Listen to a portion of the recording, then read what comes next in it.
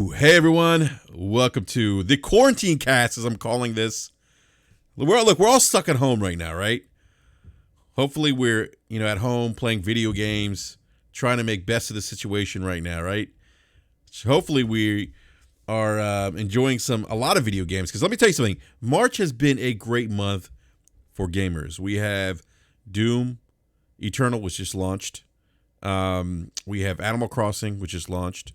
We have Neo 2, which just launched. We had Ori, Will and the Wisp, which just launched. And I believe towards the end of the month, the latter part of the month, we have Persona 5 Royale. And then we also have MLB The Show. And then shortly after, Final Fantasy 7 Remake, which I can't wait to play. But just to...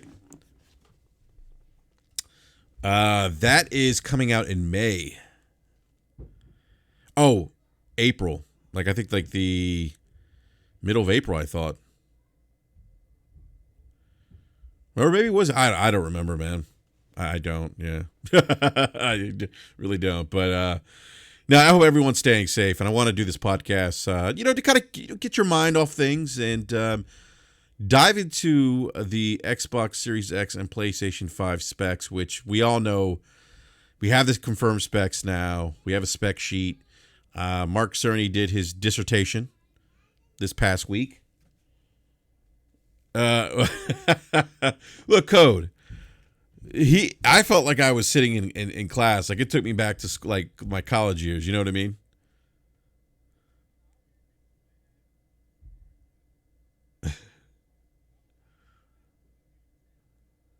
Oh yeah, I mean, I knew anything when you hear Mark Cerny Tech Deep Dive, I already know what to expect. It's going to be a very tech-driven conversation, right? Yeah, so I get that. And that's kind of why I make fun of I call it a dissertation, because I felt like I was going to school because he was up there in a podium and he's like, "Hey everyone, we're going to talk about specs today," and he kind of looks like a professor, right? Like how we would stereotype a professor.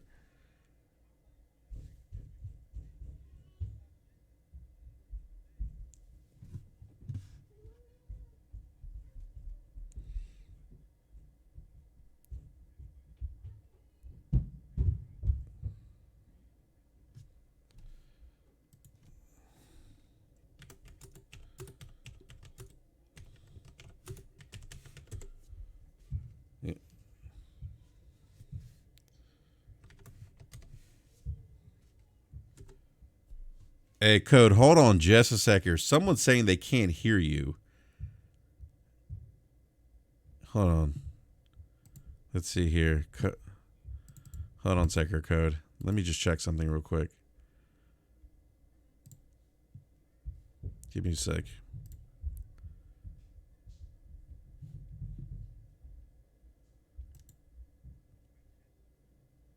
Give me a sec here, Code. Because I can hear you. Hold on just a sec.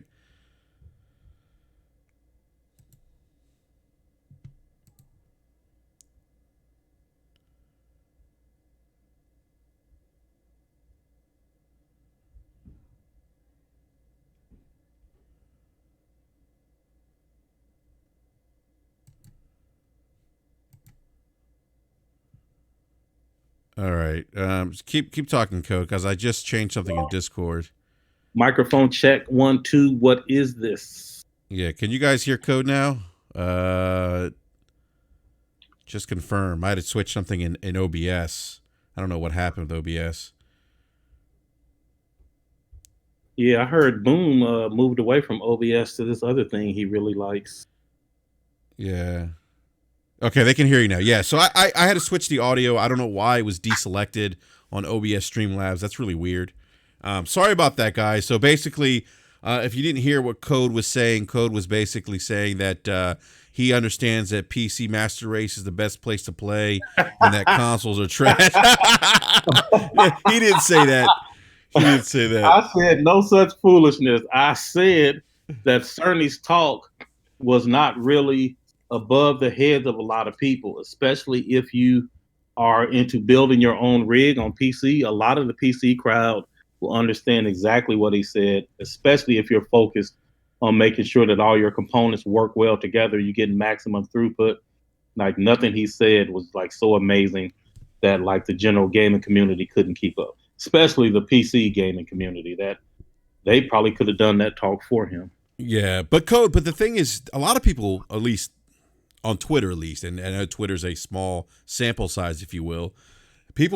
Some people were confused, and we see a lot of misinformation going around with the specs as it relates to these consoles. And I would say, look, guys, both of these consoles are very impressive pieces of hardware. I mean, if you think about the leap, just look at the CPUs. I mean, to go from Jaguar to Zen 2. Hold on real quick, Brad. I think they say we're echoing. Billy Gunn says like everything is on repeat. Huh. Hold on a sec here.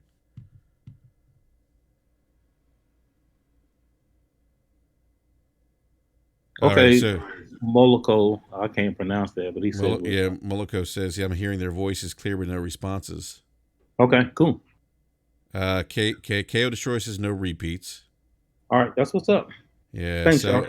Billy Gunn, it might be on your end, maybe? Perhaps. Hold on a sec here, guys. Let me just check one more thing. This is the glory of technology, right? Right.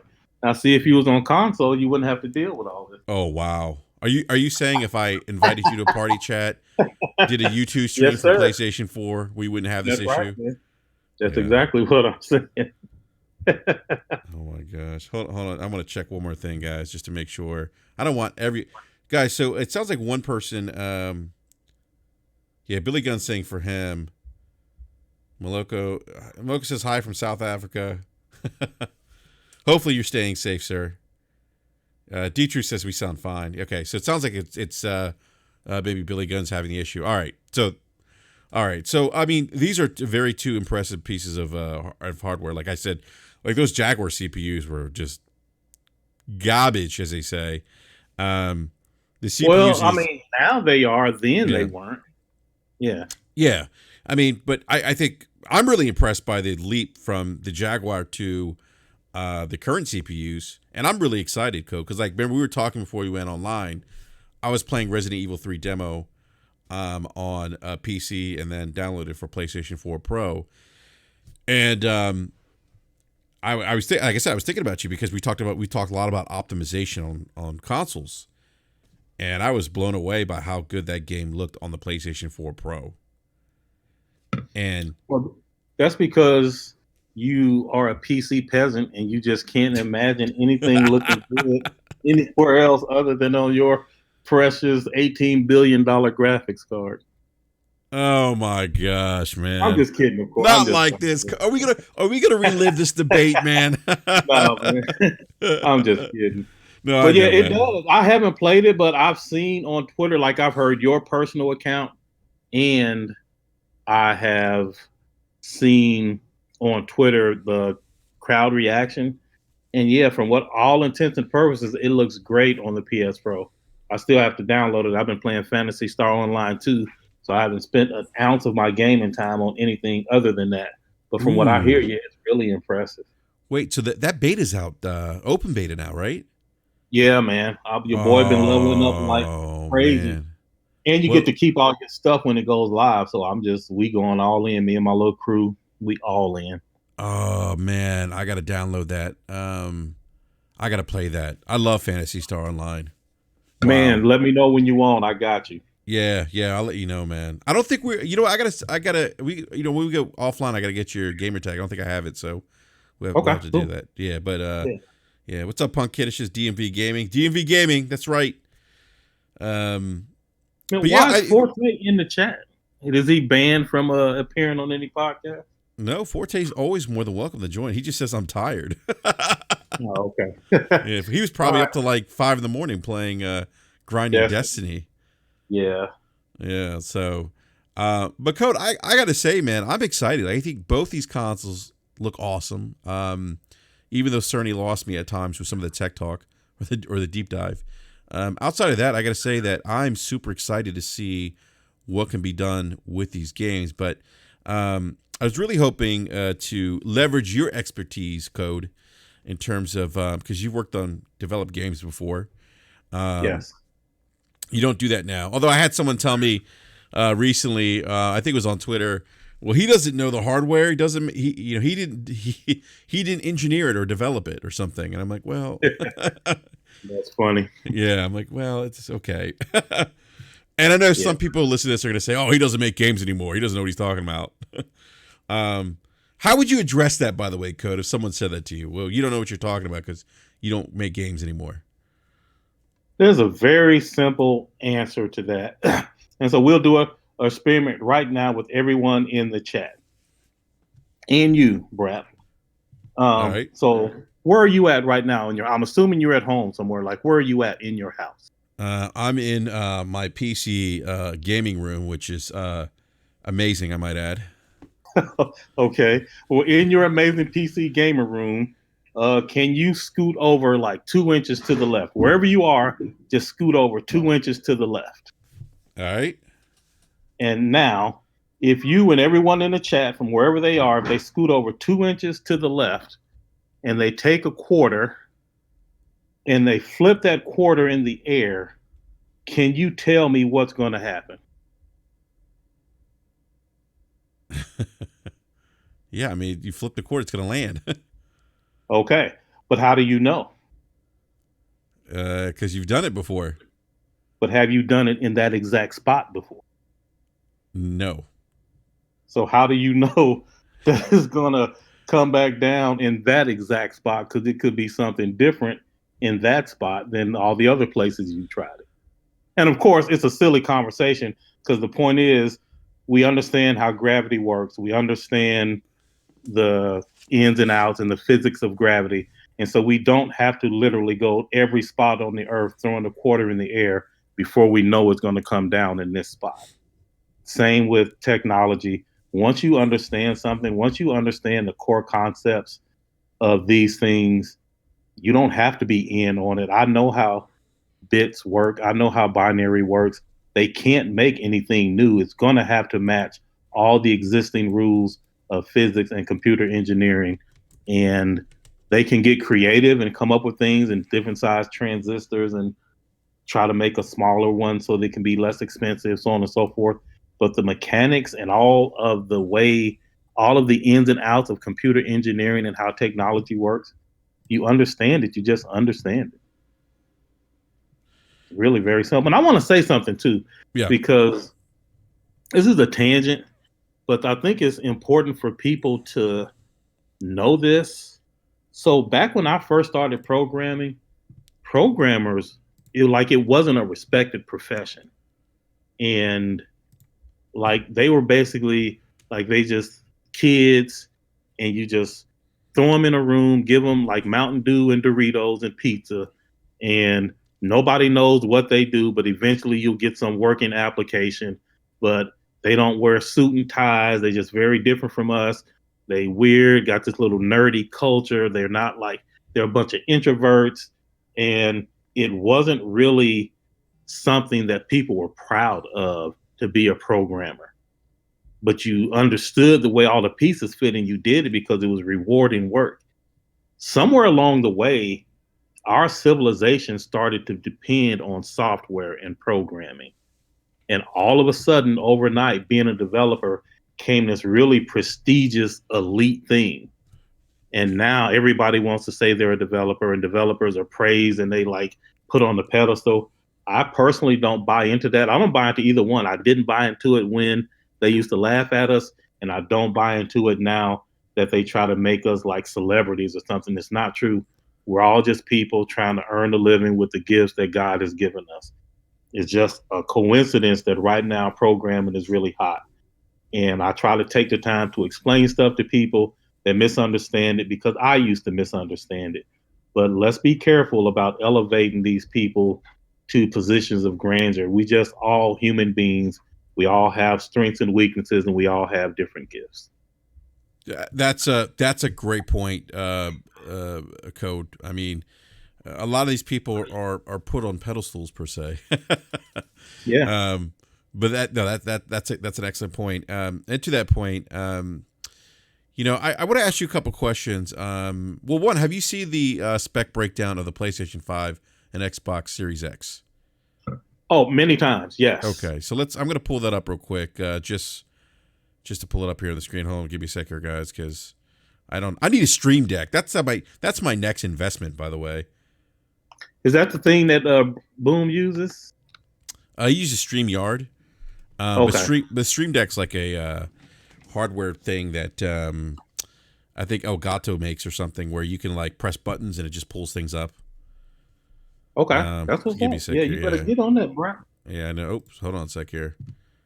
Wrong screen showed here. All right, here we go. Hopefully you guys see. All right, so Code, I don't know if you could see this. Yeah, So I see here's it. yep. So all right. So here's the PlayStation 5, Xbox Series X.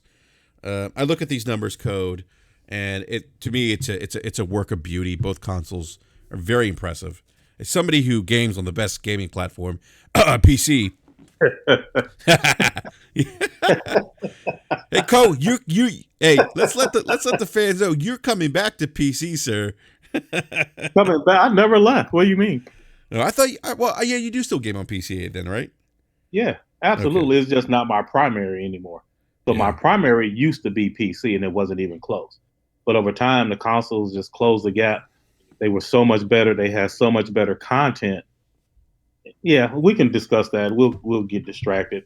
I Yeah. just like having honest conversations about all the platforms. Yeah. No Right doubt. now, the PC is just not where it was. It's still great, sure, but there's just a lot of advantages that the console has. Like we talked about the optimization that I experienced playing Resident Evil 3 remake. Yeah. So here you see we have the specs, guys, up here, guys and gals, I should say, up here on the screen. You see PlayStation 5, Xbox Series X. They both have Zen 2 8-core processors, 16 threads. One's at 3.5 gigahertz, the other 3.8. I think the GPU. This is the interesting thing with Sony's approach to this. GPU's 10.28 teraflops. By the way, it's funny. I saw people saying that Sony lied about that. It's really 9, but it's boosted at 10.28 if you need to boost it. So it's really 9 point something. Sony's lying. I'm like, no, that's probably more marketing than it's lying. Yeah, I don't think they're lying. Yeah, Because I and I'm think not even sure that this slide came from Sony. I'm pretty sure Sony said 9, and you can boost it to 10.2. gotcha. Yeah. So we see that versus the 12.16 teraflops of the Xbox Series X. Now so there has been a little bit of confusion here, Code. I think we talked about this a little bit, where Microsoft's saying it's a consistent 12.6 teraflops. Sony saying it's 10.28 teraflops, but it's not a consistent. It's based on I guess the need or the need or whatever the game needs, I guess, when it's running. Wait, say that again, Brad. You lost me there. What is based on the need, The game running on the system. and what changes based on the game? The Uh, teraflop. yeah, the teraflops, yes. Okay. Yeah, and Okay. Go actually, ahead. no, hold on just a sec here, because there is something to that. Give me a sec here. All right, so I think the misconception that people were talking about was that 12 teraflops with Microsoft, the Xbox Series X. Them saying people were thinking that all games are going to be utilizing that 12 teraflops, but that's not the case, right? Correct. That's not the case. Yeah, and that's based on what? That not all games require that amount of power, if you will. True. Correct. All right. So, I mean, the way it's just potential, right? The Xbox Series X can give you 12 teraflops of floating point. I mean, so a flop, FLOP point operation. A teraflop is 1 million floating point operations. And the Xbox Series X can do 12 million floating point operations per second.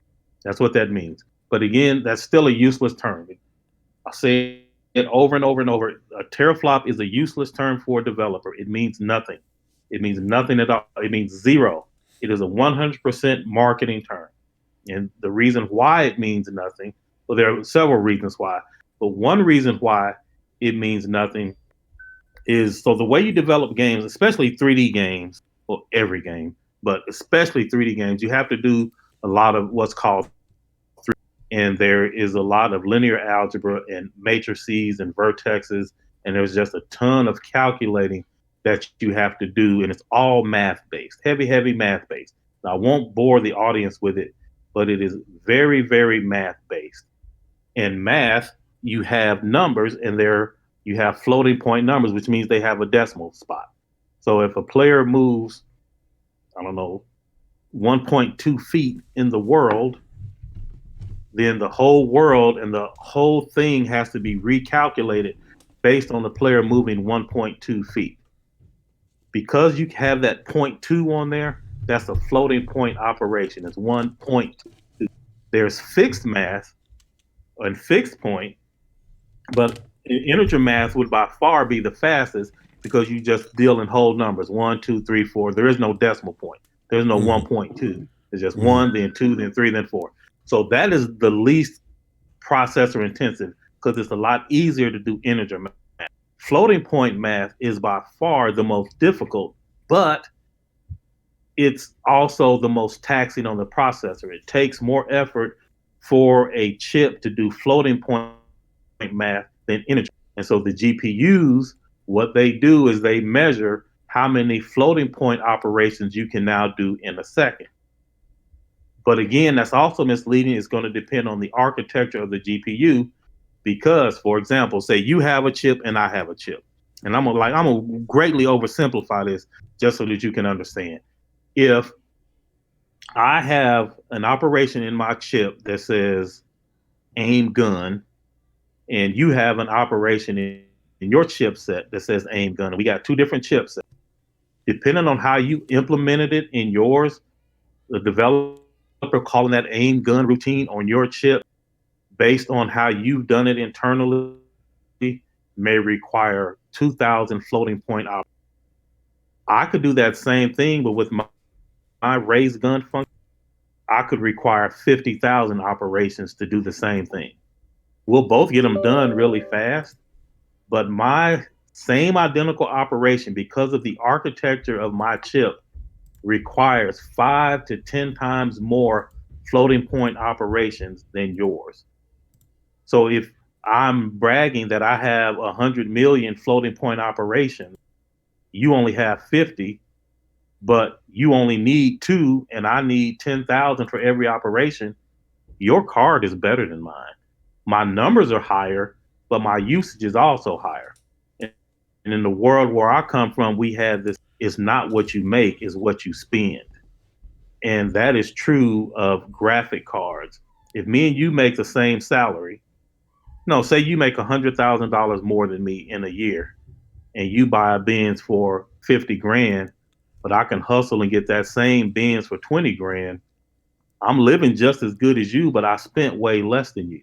Mm-hmm. It's not what you make, it's what you spend. So the same thing is true with these graphic cards.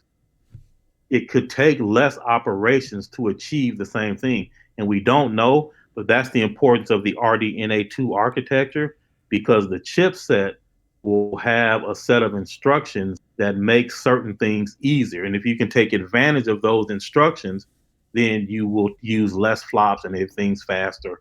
But you may not be able to. You may have to do it all in software. So long story short, all that means is all of these chips have the potential to do X amount of power. It is up to each game developer to use that power in their own particular game. Yeah. And I think you mentioned this on Brat before. I think even with the GPU, if I'm not mistaken, you don't get to that magic number of, let's say, 12 with the case of the Series X unless you use all the features of that GPU. Am I understanding that correctly? Is true. That is 100% true. Yes. Yeah, and if your game can't use all of those features, you'll never get 12. Yeah. And I think there's been some misunderstanding about that what Microsoft was saying of that consistent 12 and what that actually really means, right? Yeah. Because I think we kind of had this conversation with someone on Twitter yesterday as well. When they were giving the example of, well, there's many games that utilize, I forget the exact words it was, on the Xbox One X that use it's the 6 teraflops GPU, whatever, right?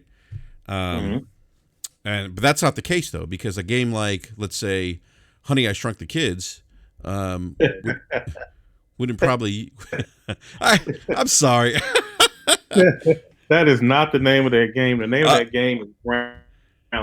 I know, man. I know. But a game like that or a game like Knack wouldn't really necessarily have to use that full teraflop number of the GPU. Then it's just not necessary. Right. Um, and so Unless I the developers were horrible at optimization and they were an extremely inefficient dev team. gotcha. So back to my point, code about the PlayStation 5 effectively delivering 10.28 teraflops of peak compute performance. They're saying that while 2.23 gigahertz is the limit and also the typical speed, it can drop lower based on the workloads being demanded on it. So that's what I was trying to say when I was saying the game running on it, but it has to I do with know the what you meant. workloads being demanded on it. What's that? I say, yeah, I knew what you meant. Yeah. Um, so it's interesting. Like, so when you look at the spec sheet, what is there anything that kind of jumps out at you as somebody who's worked on games before? I mean, honestly, yes, both systems look amazing. Both systems look very powerful, and it certainly increases the amount of flexibility that game designers have to create like new gaming experiences. I think and I've talked about it on this show before, one of the biggest pitfalls, in my opinion, of modern gaming is how easily the current generation is led astray by graphic updates. And they pin everything on graphical fidelity and they ignore all other aspects of the game.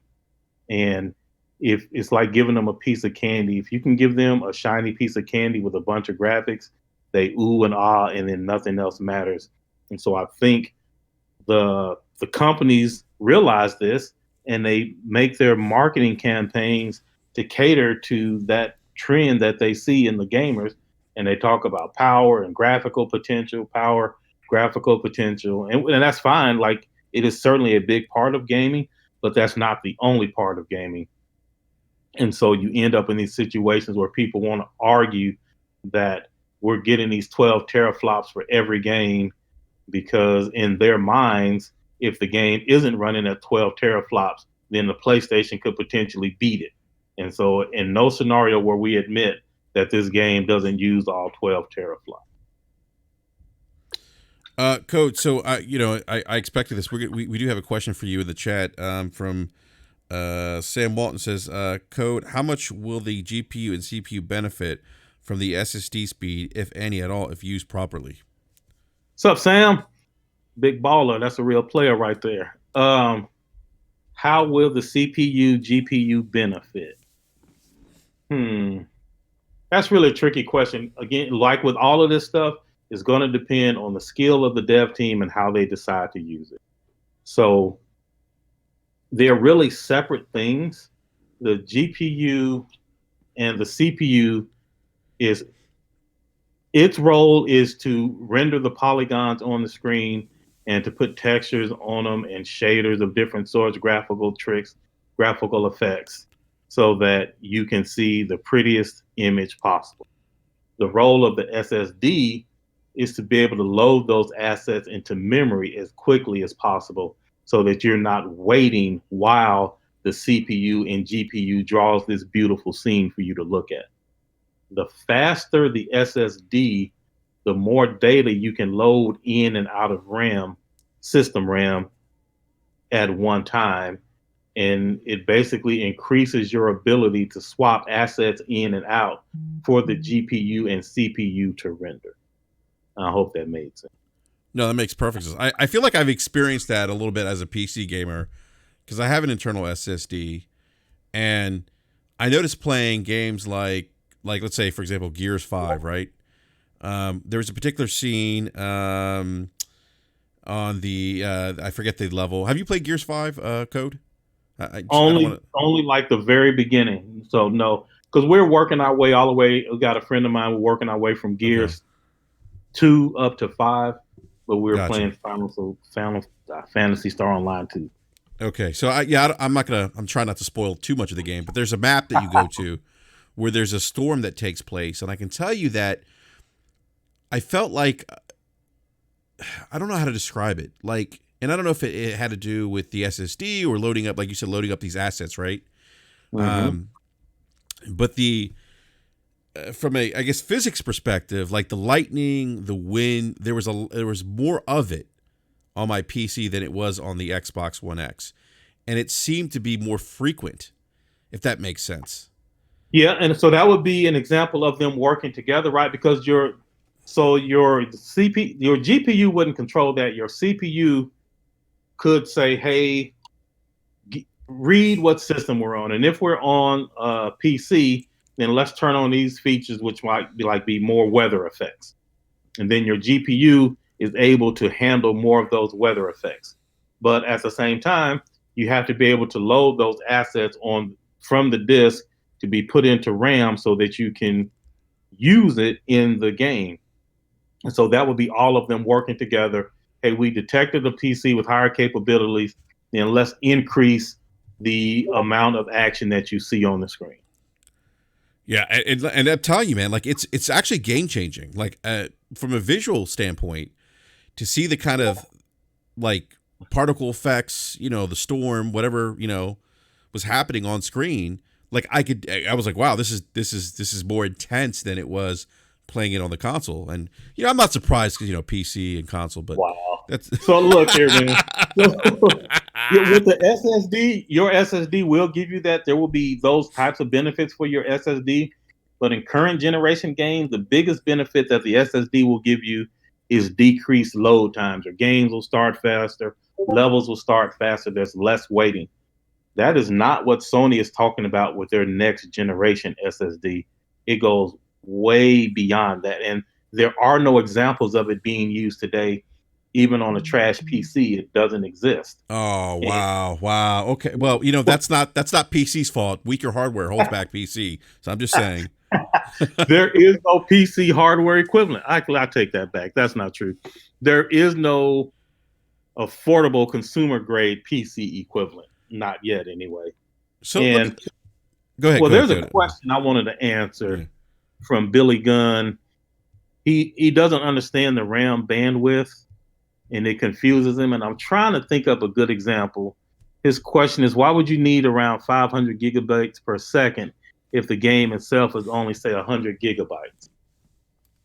And the reason why, okay, so RAM, so I mean, long story short, everything happens in RAM, right? Like that is where everything is. When a program is loaded, it's loaded into RAM.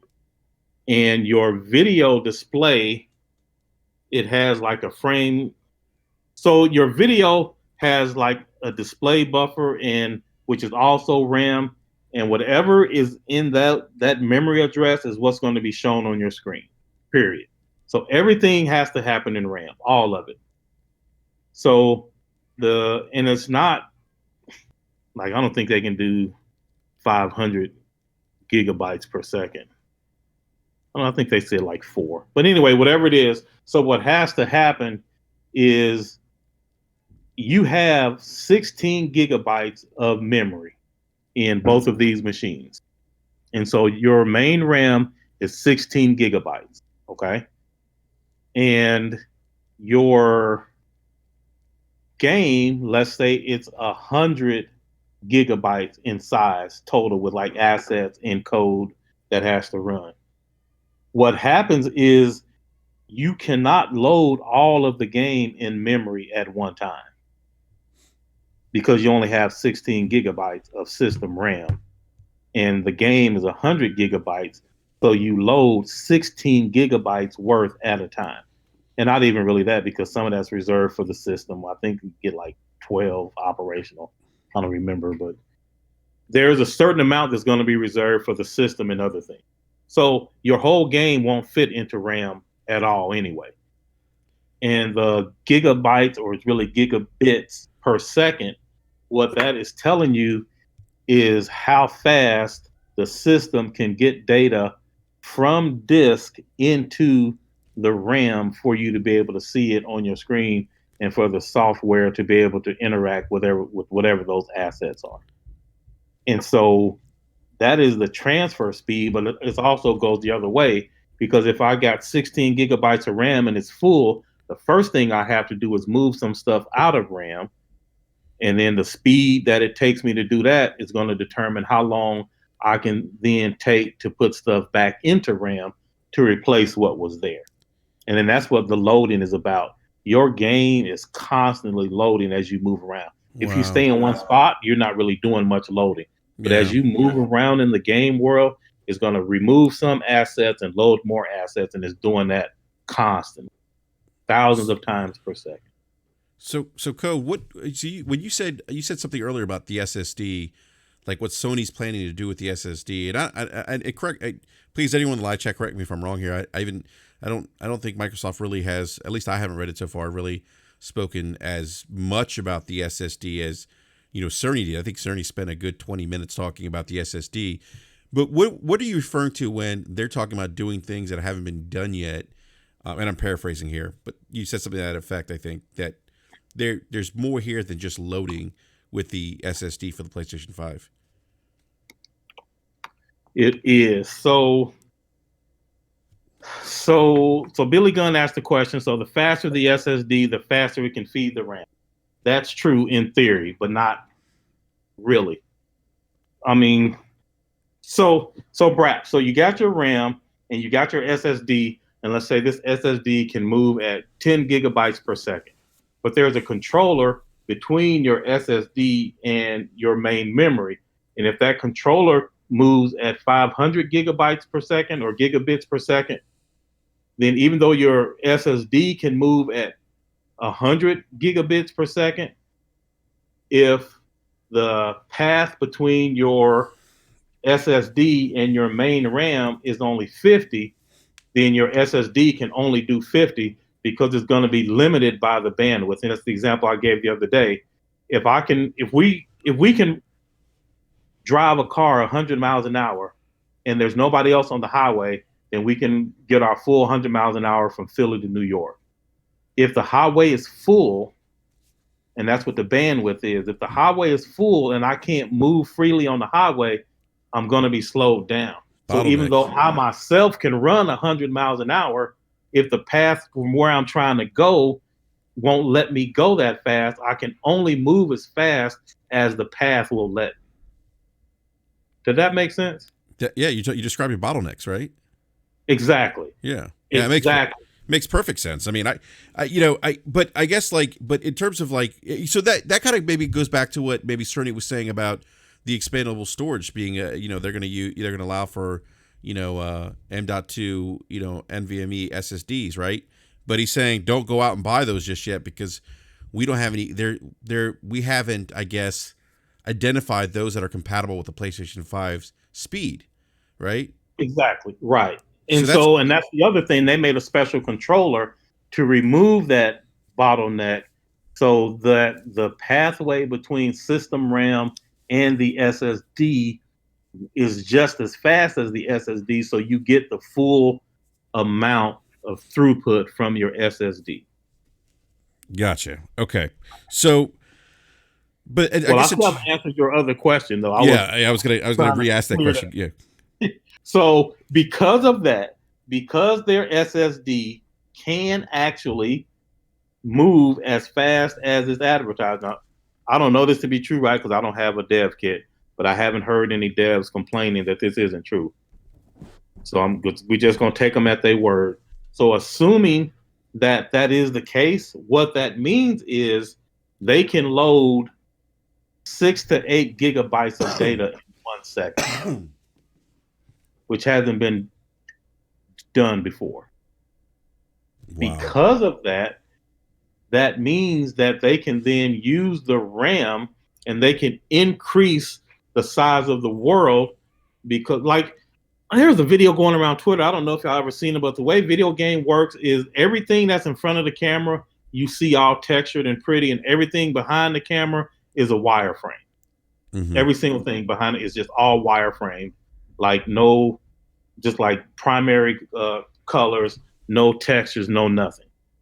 Everything is in front of the camera.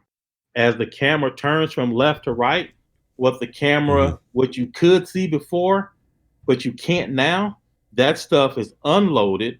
And the new stuff that you can see because you turned around to the right, that stuff is loaded. And what happens is because like that happens right now with like regular stuff, and your SSD that you have will allow you to load those assets faster and those types of things. And that's why Cerny gave the example in a particular game. If you know that it's going to take you 3 seconds to load data, the speed of the player, he will not be able to turn around, or she will not be able to turn around faster than 3 seconds. And they're not going to allow it. And the reason that they can't turn around that fast is because it's going to take that long to load those assets. So they have to make sure that they compress those assets and not make the game world bigger than what can load in 3 seconds. Gotcha. Dude, But this is. because, hold 1 second, it's Yep, one more. So because now you can load it all in 1 second, that limitation is removed, and you can make your game world a whole extra 8 GB bigger than you could have before, because in 1 second they can unload and fill back up 5 to 8 GB of assets, high res, high definition assets in three times as fast as they could before. So what that means is your world can have more detail and bigger stuff because the hard drive can load this stuff on and off the disk fast enough for you to see it, so they don't have to limit what you can see and how detailed everything is. Wow. Dude, that just you saying that code, because I know we're talking about, Sony's SSD and kind of what Cerny talked about. But you saying that you're talking about open worlds, when he was talking about this, I was like, wow, this really kind of plays to a lot of their. They do have kind of those semi-open world games, some of the bigger games like Spider-Man. Like actually, there is and I don't know if you saw there's a demo floating around on YouTube. I've seen it. Yeah. With Spider-Man, I can't even pronounce Spider-Man traversing, New York City on the SSD, and he is flying. Yeah, absolutely. Yeah. And that's what we mean, like as developers and as a dev shop, is like, ooh, we can do new things.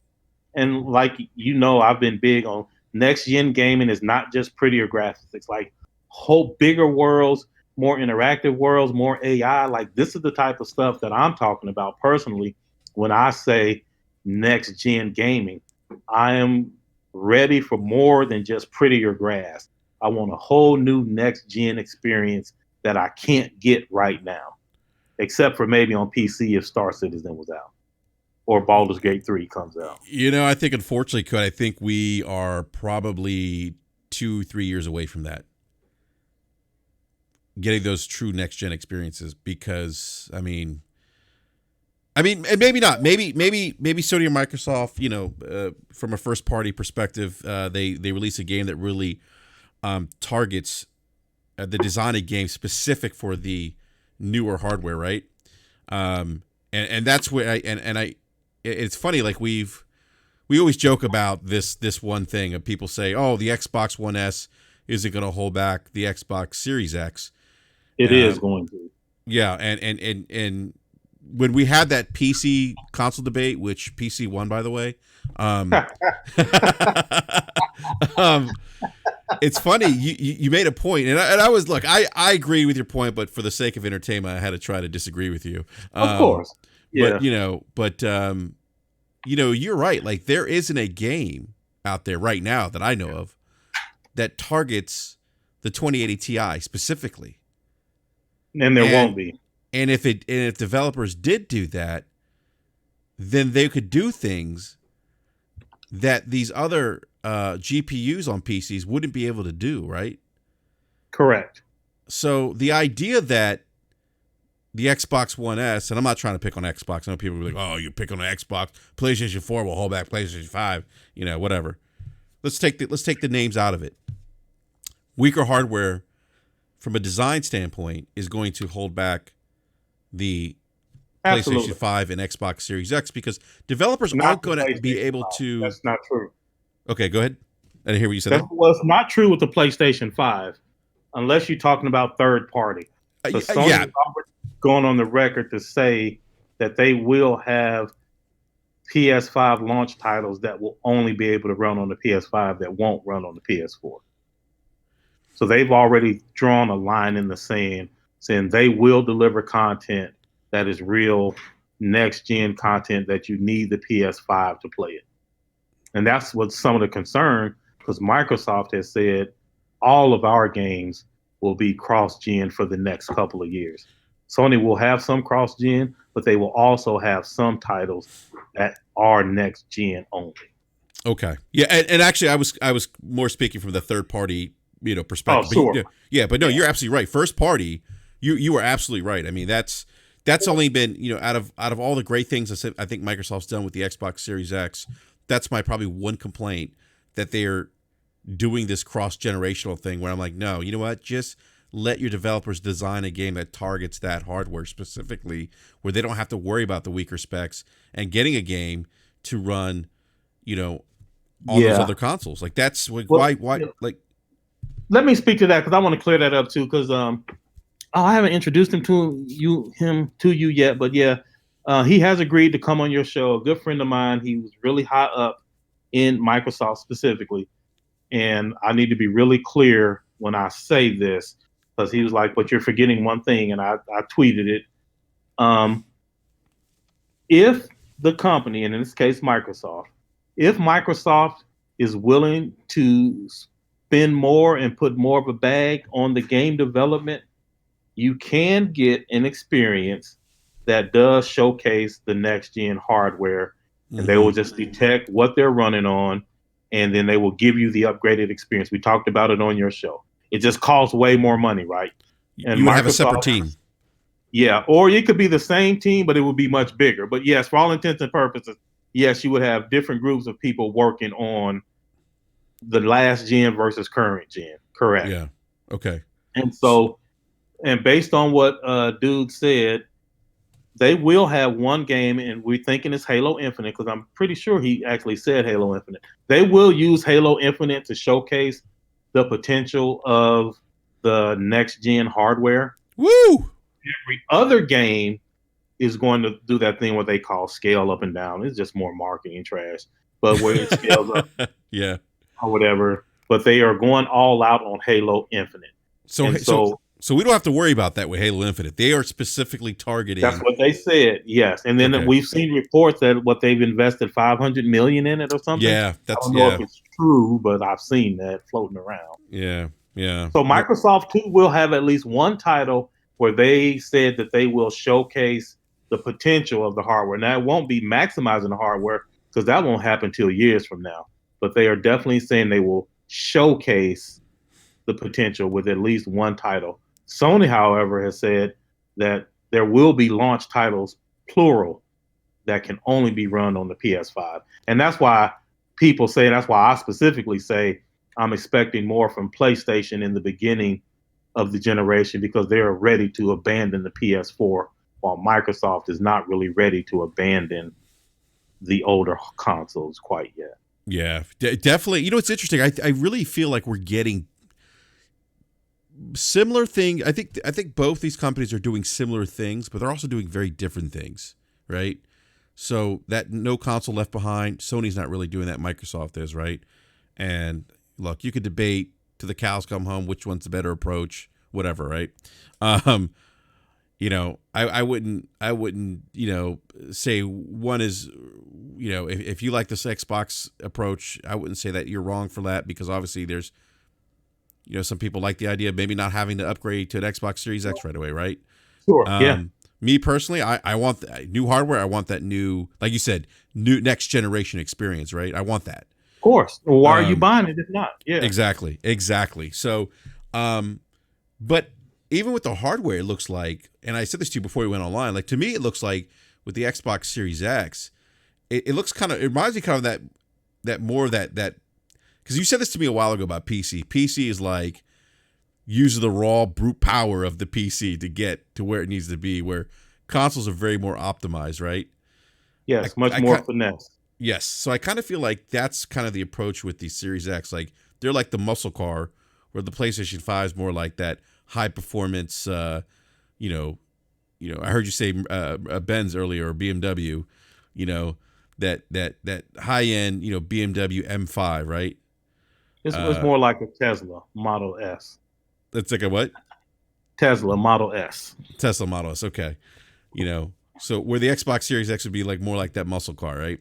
Yeah. Yep. And then I kind of want to go back to the SSD thing because I haven't read too much about. I've been reading more about the GPU. I think as it relates to the Series X, and then DX12, which Microsoft just released more information on that. Phenomenal. That is also a game changer. Yes. Yes, And those man. things are going to be coming to PC too. So the great thing about being a PC gamer is people come at me all the time, Optimus. Now, by the way, your PC's going to be trash. When these consoles come out. Oh, hey, don't yours. Not mine. Yeah, not yours at all. Well, I mean, let's be fair. I mean, I'll freely admit this. I mean, for a lot of people, these consoles are going to be more powerful than their gaming rigs. Yeah, that's true, but not yours. Not mine. I mean, guys like me who just bought in this year, we're fine. Yeah, like my little 1080 Ti was not little. It's actually really good, but that's a great card, man. Yeah, it has run its course. My daughter has it right now anyway. She needed something to survive the quarantine. She took my PC since I barely use it. Yeah. Yeah. But so that's the kind of approach that I'm looking at with Microsoft. That muscle car approach where PlayStation 5 is like that. I forget what they call them, like that performance car, whatever. High end performance car. Somebody used that example. Yeah. Yeah. So, but one of the things that's interesting with regards to the internal storage, you have 825 gigabits of NVMe SSD with PlayStation 5. You have 1 terabyte custom NVMe SSD. I asked somebody in the live chat about the SSD. Elika Speaks, who was on Wednesday when we were talking the specs with him, I think, on Wednesday when you were on as well, Code. He mentioned that Microsoft's also using their SSD for asset streaming. Xbox is calling it velocity architecture. Yeah, I've heard rumors of that. So I haven't seen, like Cerny did his talk and he was like very clear and he had a bunch of visual aids. And so I haven't really seen that same thing from Microsoft. I've seen them release specs on paper and I've seen write-ups on blogs and stuff. And so that may very well be.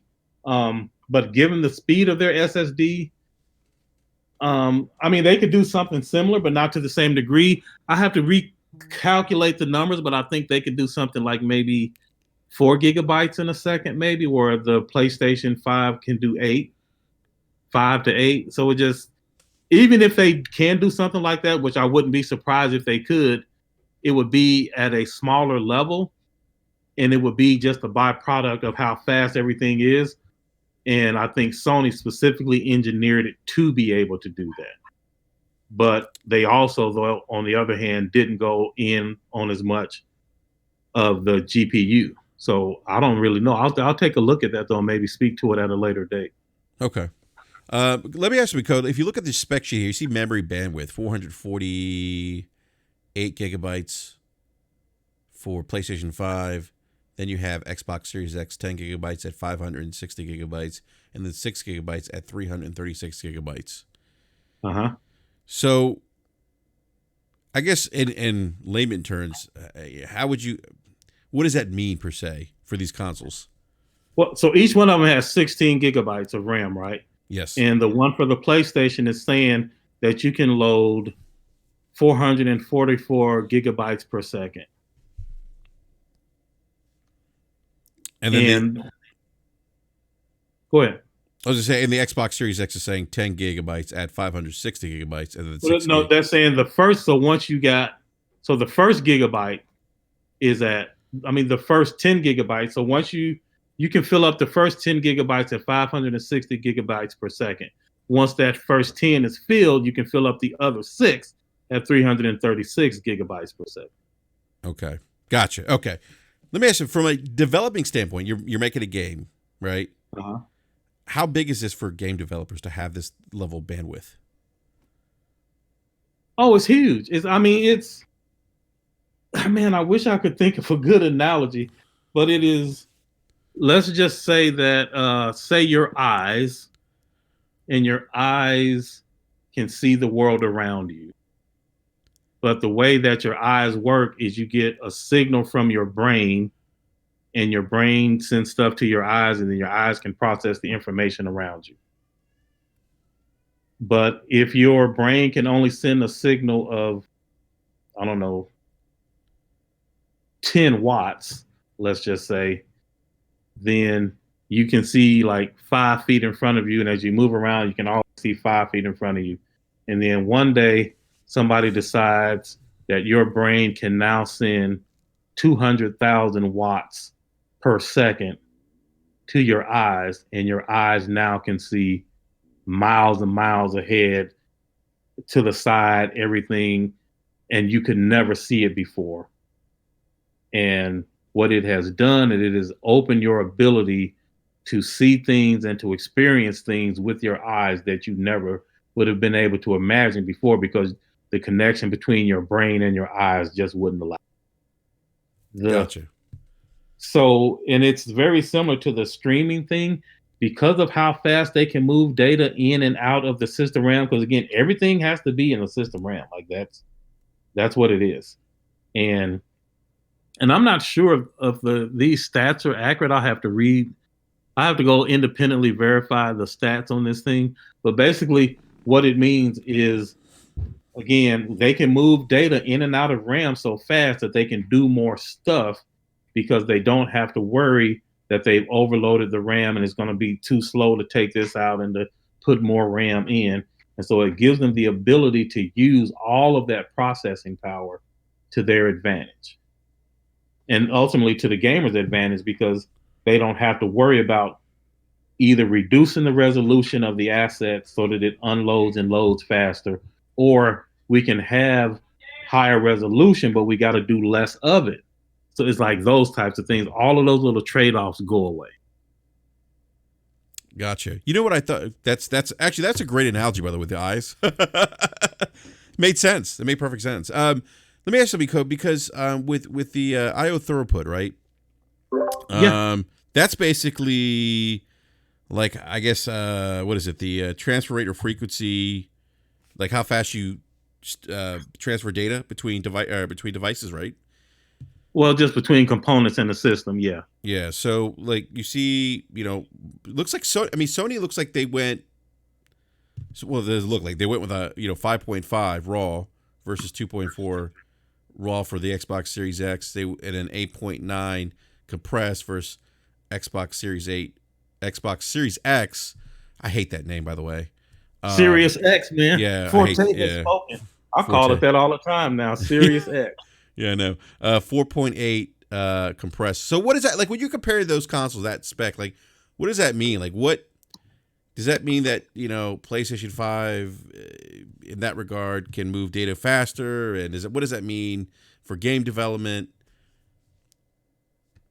I mean, it's what I just said. Yes, it definitely means that they can move the data faster. That is the key to the whole thing. That's why they can fill up 8 gigabytes in 1 second. Mm-hmm. Like all of that stuff that I mentioned earlier is because of that throughput. And that's Yeah. why I took the time to say, if the SSD is fast, but the connection between it is the bottleneck, it's not going to matter. So that's why Mm. they made that special controller, so that they could get that same throughput. Yeah. Interesting. That is the key. And Sam, no, because Sam just asked the question so they can draw bigger worlds but less graphical fidelity. No, that's not true. It's the opposite of that. Because they can move assets in and out of RAM so quickly, they can put high fidelity textures, high fidelity graphics in the game world, and load those in and out of RAM so quickly that they increase fidelity. The slower your drive, you have to put lower resolution assets, because lower resolution assets load faster. And because of their increased loading speed, they can actually have high res graphics and load those in and out faster than a competing system can load low res graphics in and out. So they will actually have a better looking world than their counterpart based on graphical fidelity alone. So Now, they might not be able to have as much complex geometry or whatever because like the floating point operations really come into key usage with that type of stuff. But as far as graphical fidelity, no, they'll look better than the competition wow. and fast. So you're saying that the PlayStation 5 will have better graphics? I am saying that the PlayStation 5 can have higher fidelity assets. An asset is a texture, Mm-hmm. like a texture map. Well, I think everybody pretty much knows what textures are now. If not, you can find some really good videos about a game before it was pre-textured and then after the textures were applied. But the textures is what gives the game its look, and then they do graphical effects on those textures.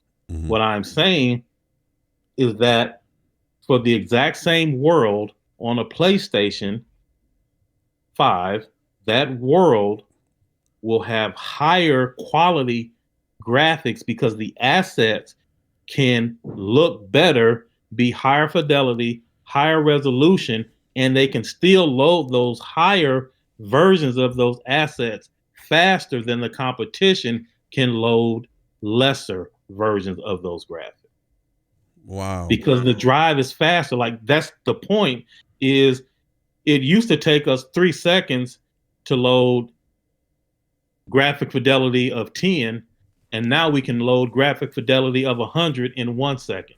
Wow. And so we can increase the graphic fidelity higher and higher until we can't load it in 1 second anymore, which is basically what the dev team will try. Like, okay, well, how high can we get this? How much fidelity can we add? And so, but yeah, they can go higher and higher. And that's the point is that, and that's why we keep saying like, this is big. This is a game changer because all those little graphical tricks so in games like they'll blur out the background and they'll give higher fidelity to the person that's in front of you and all the little tricks that they do to try to keep it seamless, but they prioritize what's right in front of you. What we're saying is, or what I'm saying is because they can load higher quality assets faster than the competition can load lower quality assets, their game world will look better, not worse. They're not sacrificing anything for the speed. The speed is giving them a graphical advantage. And that doesn't tie into like 4K resolution then. So let me ask you something. It's like, or does it tie into 4K resolution? It does, but It does, not okay. only. Yeah, but I mean, sure, but at any resolution you run it at, like you can get higher fidelity. Like, I mean, you can have a Photoshop image that's at 4K, but you can get another 4K image that's like way more advanced than that one.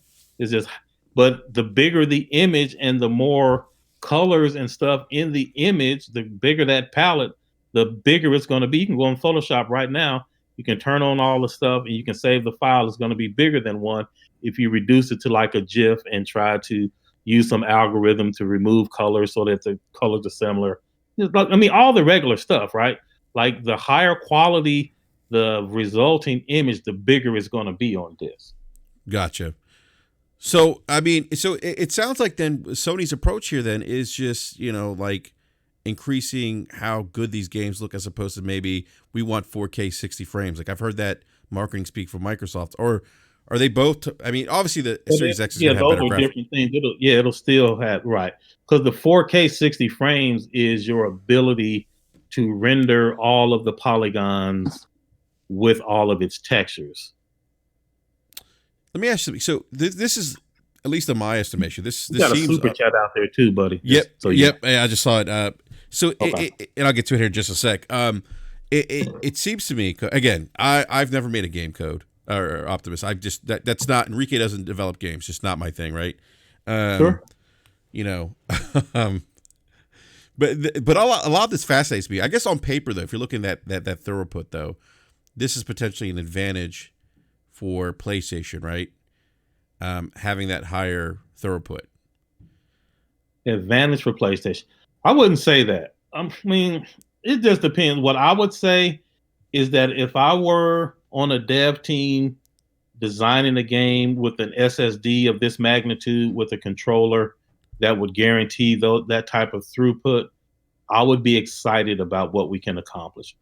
like someone said in the chat, I mean, Xbox is also, I think they called it Velocity again. I'm gonna have to look at Velocity architecture, yeah.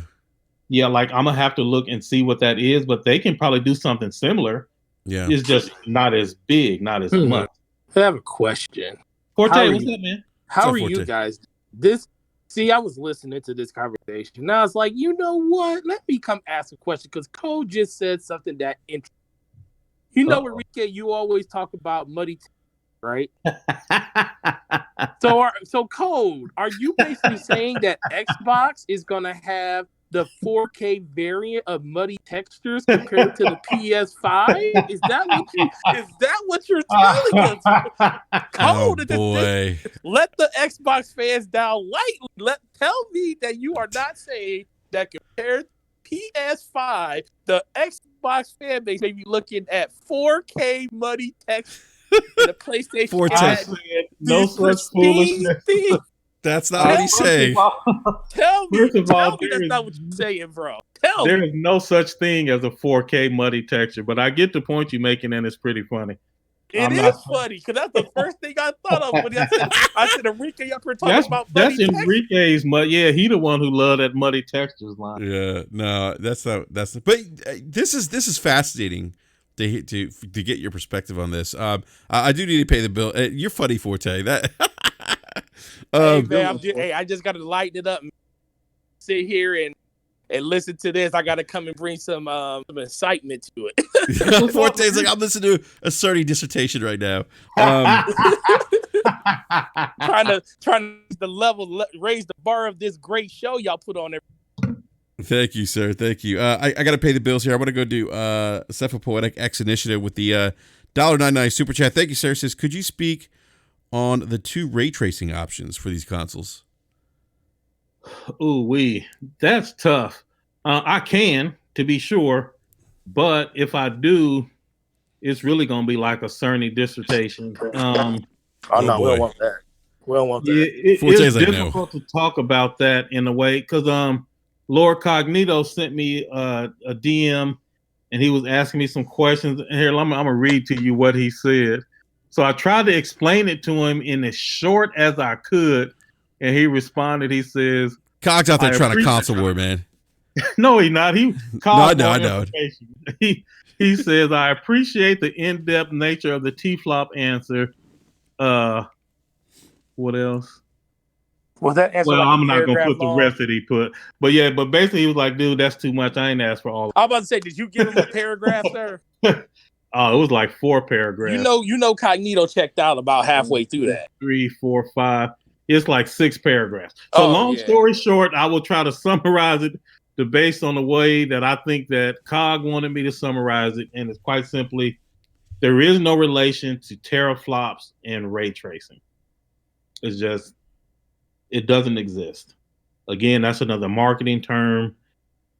We could go into specifics. I don't know the level of the audience. Like I said, it'll probably bore people, but it is not safe to say that if the Xbox has more teraflops, that it will have better ray tracing. That's just not true. And it may end up with better ray tracing, but it won't be because of any teraflop thing. It'll be because of some completely different reasons. But they both have hardware ray tracing, so I think we got a lot to look forward to. I agree with that, just because of the fact that NVIDIA did release drivers that allowed like older graphics cards like 1080 Ti's to implement ray tracing. That's what's up at a software level, but it ain't like a 2070. If Enrique want to say one thing about his card that's better than mine, he can definitely simulate ray tracing way better than my 1080. Woo!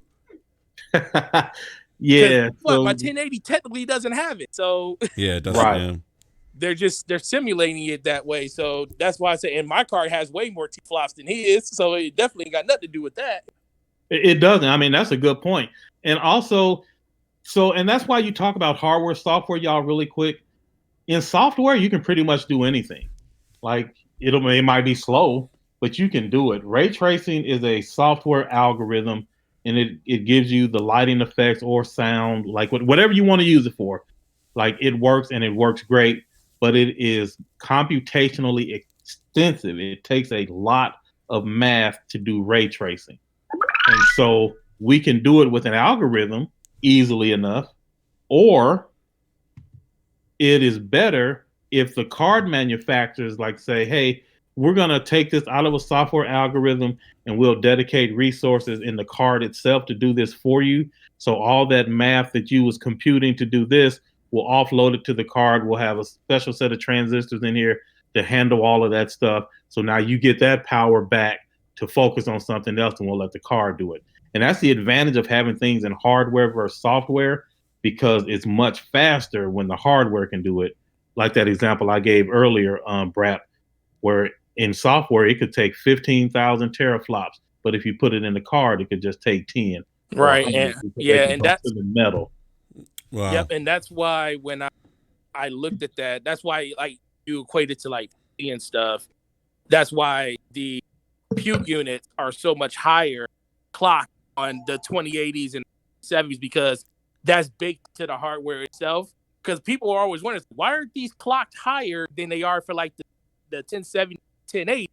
That's because those were clocked raw power, where this clocked differently to be able to implement something like ray tracing. And that's the thing that people didn't realize, that they say these look weaker on paper. Well, technically they're not weaker. They're just allocated. Which is why that T-flop, like, it is a meaningless metric. I don't know how many times I can say it. It's great for marketing and to give you an idea if you're trying to buy something, but for a dev team, that is completely meaningless, because you can use less T-flops and be more effective than on a different card using like 10 times the T-flops. It means nothing. Are you saying that PlayStation's going to be on par then? I'm just kidding. I'm joking. Well, I don't know. No. And that's another thing we got to keep in mind, because everybody keeps saying they both RDNA 2, so you can compare the flops. And while that might actually be mostly true, the thing is they are both custom RDNA 2. Yeah. We don't know what custom instructions exist in that chip's instruction set for either. So it's real dangerous to compare those T-flops, and even if you did, they don't mean nothing.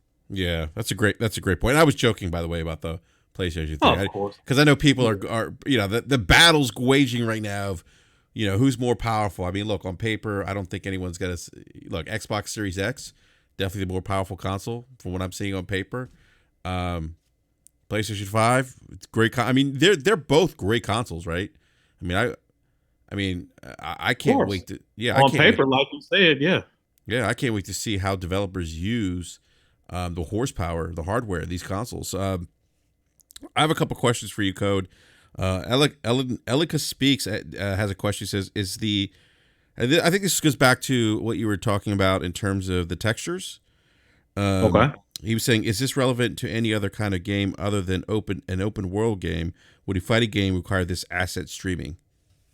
So would it require such a relative term? Like, nothing will require it, right? Unless the game designer specifically chooses to take advantage of it. So something like Street Fighter absolutely could take advantage of it, or Mortal Kombat, and the ways in which it could take advantage of it is, so like one of the things I loved about the original Street Fighter, I would always go to Chun-Li stage, or when we unlocked Balrog, I would go to Vegas, because I always liked the stages that had a lot of animation in the background, and people cheering, or dudes riding by on a bicycle, and cars moving, all of that type of stuff. So what they could do in a fighting game, for example, they could go all out with a lot of assets in the background, with a lot of high textures, a lot of animation, people doing things, whatever, blah, blah, blah. And they could really max out that scene, left and right, like 5-10 feet left or right, either way. And you fighting, you going around the board. Then they have Ryu knocks you through the floor. There's a weak spot in the floor, and you fall in the floor, and you fall into a whole nother area, and you fight in there. And then they could use that absolutely to then, as he's landing on the floor, they load up the next level really fast, and it's full of high-res content, graphical detail, and you fall into another area that has just as high graphical fidelity as the one that you just left without missing a beat. But they don't have to do that, right? So it just, nothing requires it. It's just, if the game designer decides to take advantage of it, they certainly can. Interesting. Okay. Let's see. I know there's another question. Hold on a second here, Code. Lots of questions for you, man. And by the way, Code, a lot of people want to see you come back on. Somebody in the live chat said, I love this. Code needs to come on more. That's awesome, man. I appreciate helping. Like I told D Webb on Twitter the other day, and I shared this with y'all too. I mean, it was a couple things that happened. When I first started, we were making our game, and I was so excited to be in the industry. And one thing I learned really fast was the business of gaming, and it was just very different than what I thought. And I had to wake up and grow up real fast because the business of gaming is just very different than the art of video games itself. And another thing was I didn't always understand computers and stuff. And like I've said on this show before, I'm not going to really criticize people because they don't understand stuff. They don't get paid money. This is not their profession. So it's okay if they don't understand or they misunderstand. I do have a low tolerance for people that you try to explain it to them, but it doesn't match their little console war position that they've taken at the moment. So they try to argue with you. This clown is delivering pizzas and try to argue with me about system architecture. I'm like, okay. So it just depends on who it is. But for the most part, I remember what it was like when I didn't know and the struggles that I had and how much I had to study and work to get current and then to keep myself current. So I'm empathetic for that. If somebody really wants to know, I do my best to try to help them understand. I don't always succeed, but I'll try. And I'm not going to put people down for misunderstanding. Yeah. But like I said, I do have a low tolerance for clowns, though. Yeah, I feel you, Code. I totally get you, man. Because I don't either. I poke fun of them. Anyhow, so Pixel Code, Big G. Now, Pixel Big got skills. He in the chat. Y'all can ask him some of these questions because he a pretty skilled developer. He ain't on my level, you know what I'm saying? wow. But he's pretty good as far as that goes. Yeah. It's fun. Oh, so Pixel's. You know, Pixel's good to debate with too. He's a good sport. You know. Yeah, like cool, he'll mix it up with you. You know. But he doesn't like take it personally. Some of these dudes you can't even do that with. Yeah. Right. Yeah, but yeah, Pixel's a good dude. He says, Pixel actually said, I saw someone say the absolutely wrong thing to Code on Twitter this week. It was not a good look. Code, I saw someone question you. I don't mind being questioned. That's not the thing. Everybody like, can be questioned. You must be new to gaming. I'm like, do you know who you're talking to? That was funny. I don't know who that guy was. I guess he's famous on YouTube or something. I don't know. The people were telling me. But yeah, like first he misunderstood what I said in the first place. I was actually on his side. Because it was one guy that was saying, look, man, once the PS5 comes out, I'm not even looking at my PS4, let alone PS3. And I'm like, man, I still got stuff on my PS3 that I haven't got to yet, which y'all know. Y'all tease me about it all the time. I still got my PS3 hooked up too, as a matter of fact. Anyway, so I was on his side because his actual point was backwards compatibility is good because a lot of people like older games. And I was on his side. And the one dude that had said he leaves the current gen when the next gen comes out, let alone 2 gens behind, I was like, no, man, you wrong on that. Like, this is PS3 backwards compatibility is where it is. I said, but for the original poster, which was this guy, whatever his name was, I'm like, but you are making a mistake because he said Sony doesn't have real hardware back compatibility. I'm like, I don't even know what that is, but your thing is what is real backwards compatibility? I don't know. But his point was they've got 50,000 games on Xbox and only 100 on PlayStation, so Xbox is better. I was saying that's not necessarily true. Is like, what games are they? Quality over quantity. If they get all of the quality games first and then start bringing in some of the other ones, that's great. And then he was like, I must have just started gaming if I don't appreciate old games. I don't even remember what he said. Like, oh my God, what are you talking about? Yeah, I was like, and it was this clown this morning. This is dude on Twitter, Keanu Reeves. He actually really knows his stuff as well. And we were basically this SSD conversation. We were trying to get this dude to understand why this SSD is a game changer. And so he out here lobbying hard for Xbox. And he said something. I was like, man, I'm done like messing with you. Like, he was entertaining. He was funny. Was lobbying? I mean, he was like corporate slaving for Xbox, like he was getting a check from them. And he's trying to say the SSD won't do that because the GPU on the Xbox will make up for. Like, what? There is no making up for loading assets. Like, what are you talking about? Yeah, you know what? No matter what we said, he had some counter that got funnier and funnier and made no sense. I've seen that. That's why I wanted you to come on to talk about some of this stuff, because I've actually seen that argument where people are like, oh, you know, the 12 teraflops, that's going to be, you know, that's going to make up for the SSD, and you know, it's like, no, that's not how that works, you know. Not at all. You know, and I've seen the flip side of that argument too. People saying the SSD for the PS5 is going to make up for the whatever 9.2 or 10.28 teraflops of GPU.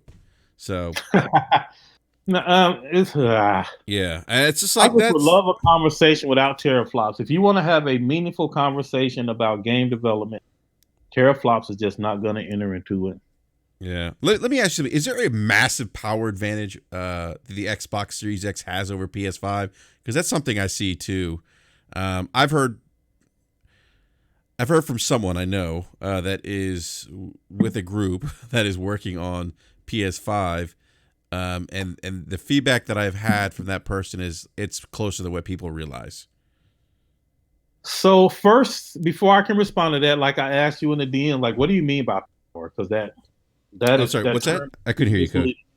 Yeah, what do you mean by power? Define power. When you say powerful, what do you mean? I think the biggest thing people are looking at is they look at that 12 teraflop thing, like more like the power. So leave that out. Yeah. No more. So that's the basis of it, and then they throw in the memory bandwidth, and they're looking at the 3.8 gigahertz, Zen 2 cores versus 3.5.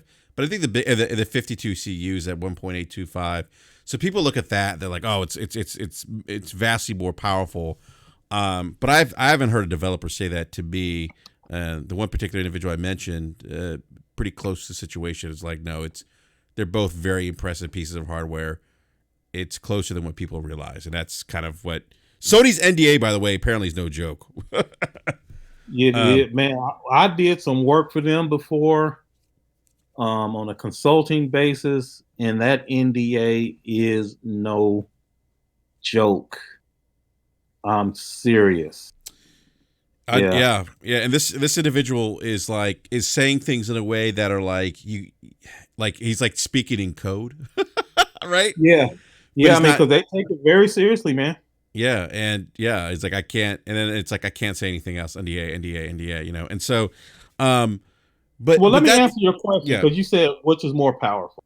Yeah, and because so I'm gonna but I'm sorry, Optus, because I asked this. I understand the teraflop thing, that's not. But people. I mean, we see it. People are using that, and they're using the 52 CUs versus 36 CUs. They're using it as, oh, the Xbox Series X is tremendously more power or has a massive power advantage. No, and I'm not going to say that it isn't more powerful. We know that. But I want to bring some perspective to this, some realistic perspective to what that really means in terms of the power differential here. See, again, I'm going to take teraflops out of it, and I'm going to give two different examples. Two different examples. The way we used to do, so remember, I'm pretty old, so we came up back in the pop lock break dancing days, and used to always have these dance battles, and we would go to the skating rink. We would have skating battles. And the way we determined a winner is one person would go out, or one group, it doesn't matter. And like, say if you did your routine and the other group did their routine, and if the crowd couldn't decide a winner from that, then you would go one-on-one and you would have a dance-off. And the way the dance-off always worked is I would do a move, and then you had to be able to do my move exactly like I did it, and then do your move. And I had to be able to do yours. And the first one that did a move that the other one couldn't do, that was the winner. And so when you say power, or which one is the more powerful, I would look at that same thing with the Xbox and the PlayStation. Can the Xbox build a world or a game world that the PlayStation cannot reproduce? Or can the PlayStation build a game world that the Xbox cannot reproduce? I think the answer to both of those is going to be no. because I think they will just do it in different ways. So, for example, let's just say it's say you got way more brute strength than I do, Brad, which is probably true. And let's just say it's I am 40 years younger than you, so right. So let's just say it's a set of monkey bars and they 12 feet up. And our goal is to get to the monkey bars. And you, because you more powerful than me, you just jump straight up and you grab them and you holding on to them. Okay. Well, I can't do that because I am not as strong as you, but I'm a little more nimble and agile. So I run, jump off the wall, and I end up on the monkey bars too. So we got there in different ways, but we still ended up there. When you ask me, is one more powerful? That what I hear is, can the Xbox, due to its graphical processing power, make a game that could not be reproduced on the PlayStation? And I think the answer to that is no. But I also think if you ask me, could they build a game on the PlayStation that could not be reproduced on the Xbox? My answer to that would be yes. But it's based on, like somebody said in the chat, I have to read this velocity architecture thing. Like today is my first time hearing about that. That SSD makes such a difference, again, if all their claims are true, makes such a big difference that game designers can do things that they couldn't do before. And from my point of view, and I'm not always right, this is not facts. These are no facts. This is no facts of development or technology, none of that. This is just my opinion based on what I've seen so far from what each one of them has talked about. I feel like I should say that like 50 more times. Like, this is not facts. This is my opinion. And I could be wrong. But based on what Sony has shown, it seems like they are more focused on doing new things, and Microsoft is more focused on doing the current things better. And I think that they're just thinking in different ways. And so I don't know how you're defining powerful, but I think the PlayStation will be able to create experiences that cannot be reproduced on the Xbox. But again, that's only because I have to read up on this velocity thing that y'all just told me about. So it's just my opinion based on limited information. I may change that tomorrow once I know more. Yeah.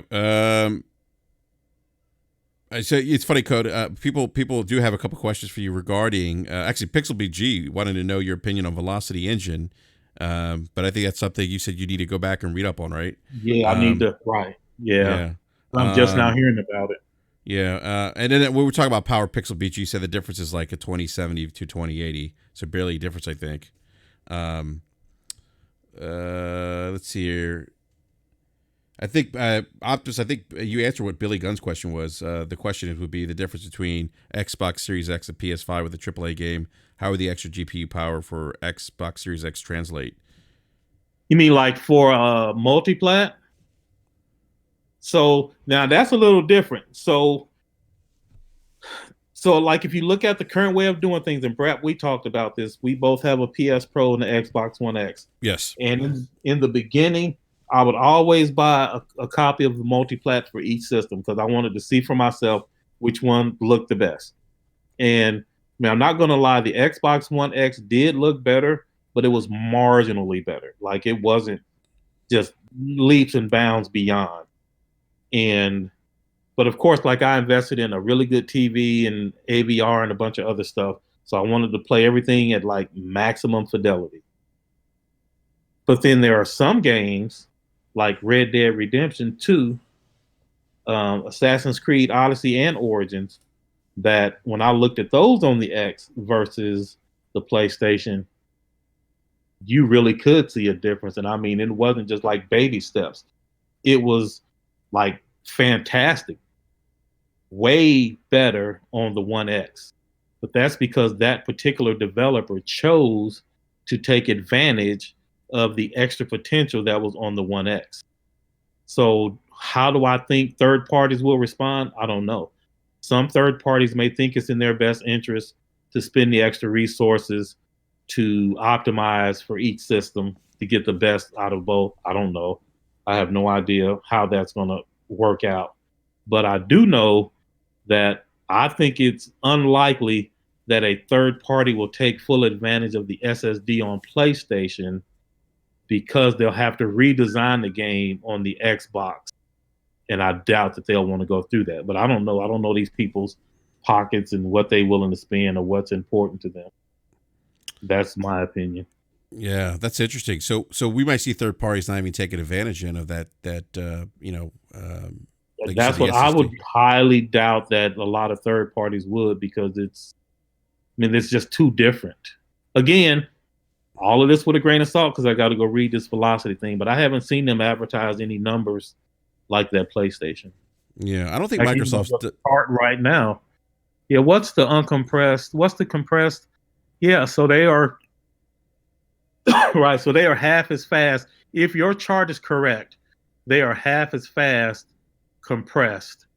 And so based on that simple math, if the PS5 could load 8 gigabytes in 1 second, it would take the Xbox 2 seconds to load that same 8 gigabytes.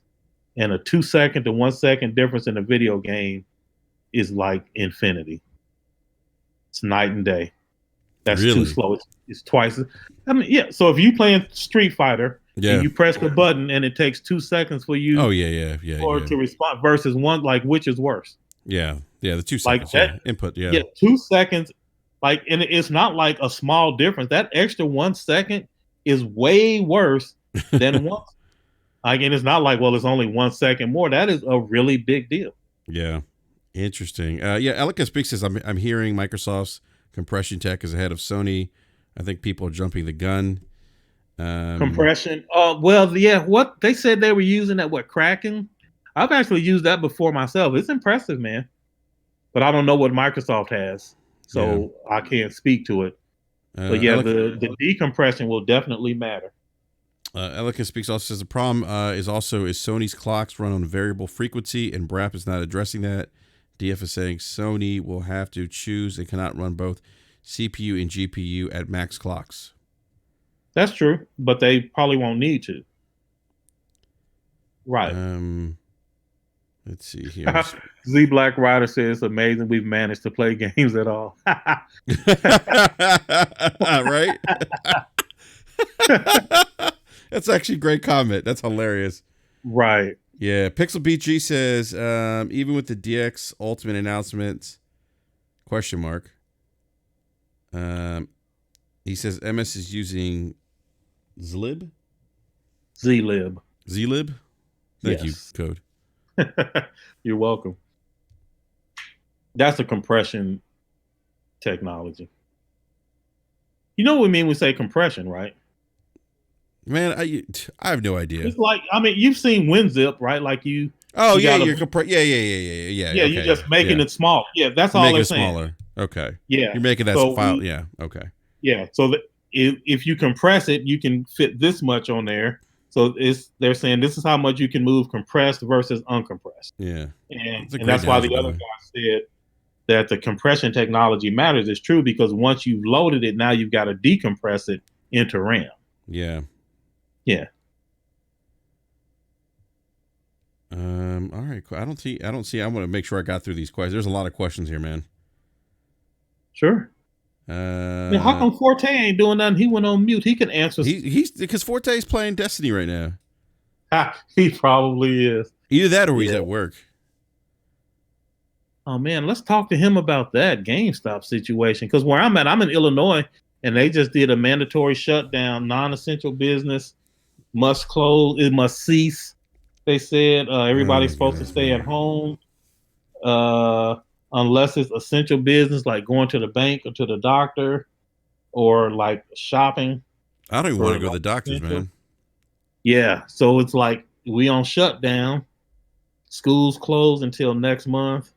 Jeez, so I'm trying to figure out, like, is GameStop still open? Because they said that they were going to stay open. Yeah. I don't know, man. This whole pandemic's just very, very interesting times, man. It is. Yeah. I gotta say, Code, this was very insightful, man. I learned some new things. Again, I'm not a game developer, so I don't usually like doing like hardware talk. I don't mind talking or discussing hardware, you know. Yeah. But I don't like, I typically don't do, podcasts or videos based on like deep dives like Red Tech does or anything like that. Like, I just don't, Yeah. that's not my forte, if you will, Sure. Yeah. So, but it's interesting. The one thing I'm curious to see, because we talked about ray tracing, and I just want to bring up this last point before we wrap up here, unless anyone has any additional questions. I wonder, because we talked about the performance hit with ray tracing on PCs. I'm just wondering how that's going to work on the consoles. What kind of hit, maybe potentially from a performance standpoint, that these consoles are going to get from enabling. Well, ray that's why tracing. it's hardware based, right? Like that's why they're Yeah, it's saying hardware based. Yeah. Yeah. And the But purpose even my of it being in the 2070, I take a hardware hit. sure, but you complaining from 220 frames down to like 140. Hey, man. That's unrealistic. Like Frames that is, matter. right. Again, once you get up above 90, like this, it's gonna be all the same, just buttery smooth. And for me, I'm not even sure I can notice a difference above 60. So like right around once it gets around 60, man, I'm good. I don't care how high up it goes. Anyway, I don't know. I don't really think yeah. I don't think they're gonna lose much because it's in hardware. Yeah. I think that if the goal is 4K 60 with ray tracing, I think they'll be able to get that. Worst case, some games may be 4K 30 with ray tracing. And even if it's variable, if it's between 30 and 60 with ray tracing, I think it'll be fine. Gotcha. So Elika Speak says, Code, here's a thread with an article discussing Xbox Velocity architecture. Says it allows 100 gigabytes to be instantly accessible. Yeah, I don't know what that means. But like instantly accessible could be I used it one time and it was instantly accessible. Is it 100 gigabytes ready per second? Can I load it in and out of RAM? Can I load 8 gigabytes into system RAM in 1 second constantly throughout the game? So what does it mean to be instantly accessible? Can I read it? That is just too vague. That's not enough information. Yeah, interesting. Sam Walton wants to know, so the PS5 could really be more efficient in terms of the SSD eliminating a lot of the bottlenecks, right? Question mark. The PS5 is designed to get maximum throughput by removing bottlenecks, yes. But when you say more efficient than what? I don't know.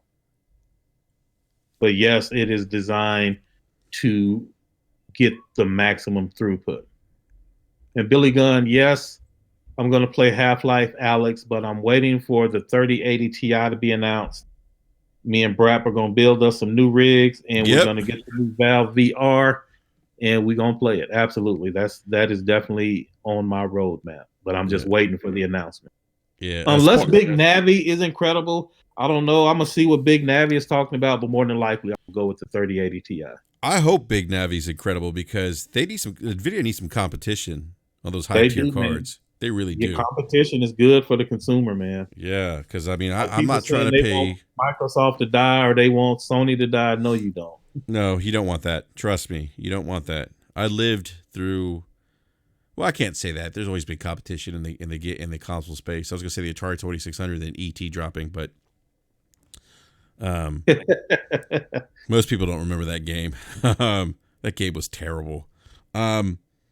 Looks like Sparhawk says Optimus Code they're using as virtual memory. I think that's referring to. That's what all of it is. Virtual memory is when you use part of your storage to offload things that are in RAM, and then you don't allow the user. Like if you got a 100 gigabyte page file on your Windows machine, that means that let's say you got a 200 gigabyte drive, you got a 100 gigabyte page file.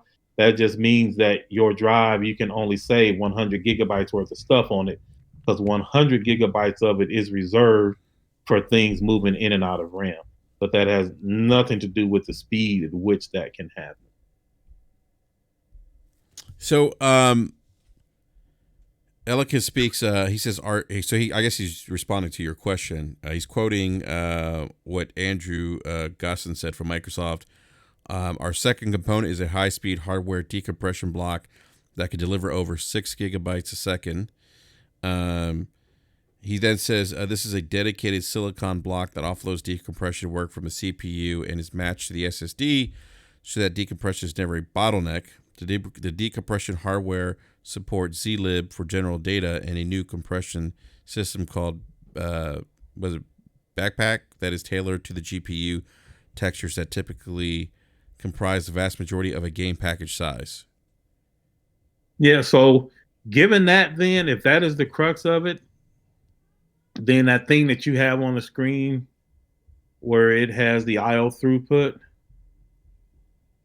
no matter what, from the SSD to system RAM, they can do 4.8 gigabytes per second. So either this slide is incorrect or he's not talking about the same thing. Yes, crazy Greek dude, we're looking at, if you look at the slide that Brap has on screen, and it says the IO throughput from the SSD to system RAM is 2.4 gigabytes per second raw for the Series X, 5.5 gigabytes per second raw for the PlayStation 5, and compressed is 8.9 versus 4.8. And we know based on Cerny's presentation that the PlayStation 5 can load 5 to 8 gigabytes in 1 second. And if that is moving at twice the speed of the Microsoft SSD, which is what this chart says, then it'll go from 1 second to 2 seconds. Yeah, Ellen, because I don't know how to pronounce your name, man, but yeah, I'm gonna check it out. I'm pretty sure I can Google it pretty easily. Yeah. He says. No, not in button press. No, we were just using the button press as an example, of how big the difference is between 1 and 2 seconds. Because some people will say, "Oh, 1 second difference ain't nothing," and we're saying, yes, it is. 1 second in video games is massive. Yeah, so Sparhawk says Optimus Code, they said it's up to 6 gigabytes a second, but they're saying it'll run at least 4.8 gigabytes a second. Compressed? Yeah, we'll have to see. I don't know. Like I said earlier, Microsoft hasn't really done a tech talk, or not that I've seen. They just like releasing information, stats, and different write-ups on blogs and stuff. But I haven't actually heard them do like a deep dive or a talk about it like Cerny did. And so in my mind anyway, it's a little clearer about what PlayStation are doing and what they are trying to achieve, because we hear like the thought that went behind it and like how all the components work together. So again, just my opinion based on what I know today. If I get new information, then I'll change my answers and I'll change my opinion. But on the information that we have today, the SSD in Sony's device is aimed at being able to do new things. The Xbox Series X, in my opinion, seems like it is more focused on doing the current things better. Fair enough, Code. Dude, great insight, by the way, man. And let me ask something, Code. One more question, sir. Yeah. If you had to take a guess, what will be the retail price of the Xbox Series X and PlayStation 5? PlayStation 5, I don't know. I keep saying it. I'm probably the only one in America this, but I mean, I've looked at what Phil and company has done, and they have said 3 things. Where they said they learned from the last generation, or the current generation, the last launch, that they've learned, and there are 3 things that Phil said: that they will not be beat on price, they will not be beat on power, and they will not be beat on features. And so far, if you go down that checklist, he's holding true to his word. They are focused on power, they are focused on features, and it stands to reason then that they are also going to be focused on price. The man said he wasn't losing on price again.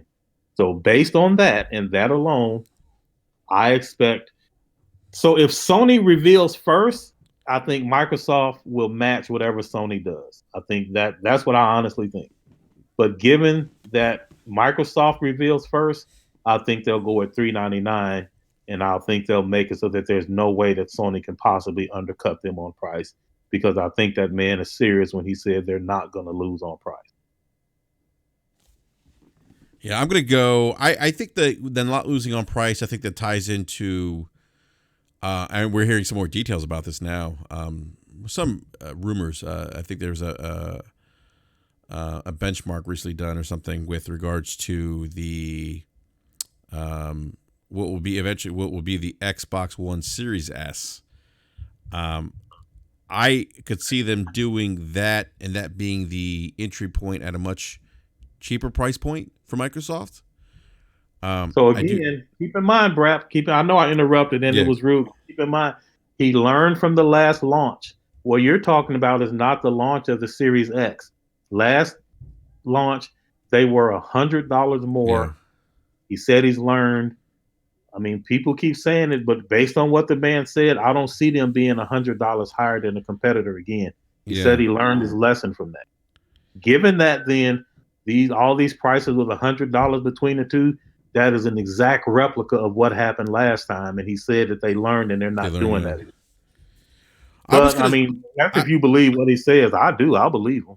I was going to say, I thought $399 for PlayStation 5, but I don't know. I mean, I think if I'm not mistaken, the PlayStation 4 Pro launched at $499, so did the Series X, right? Series X definitely did. I don't remember. Or not Series X. I'm sorry. This is why I hate that name, by the way. I know what you meant. Yeah, because Xbox One X. They launched about $499, right? I paid $500 for my One X. Yeah. Yes. So and the Pro launched at $499. Did it? I thought I paid like $450 for my Pro, but I don't know. I don't remember, man. My old age is catching up to me.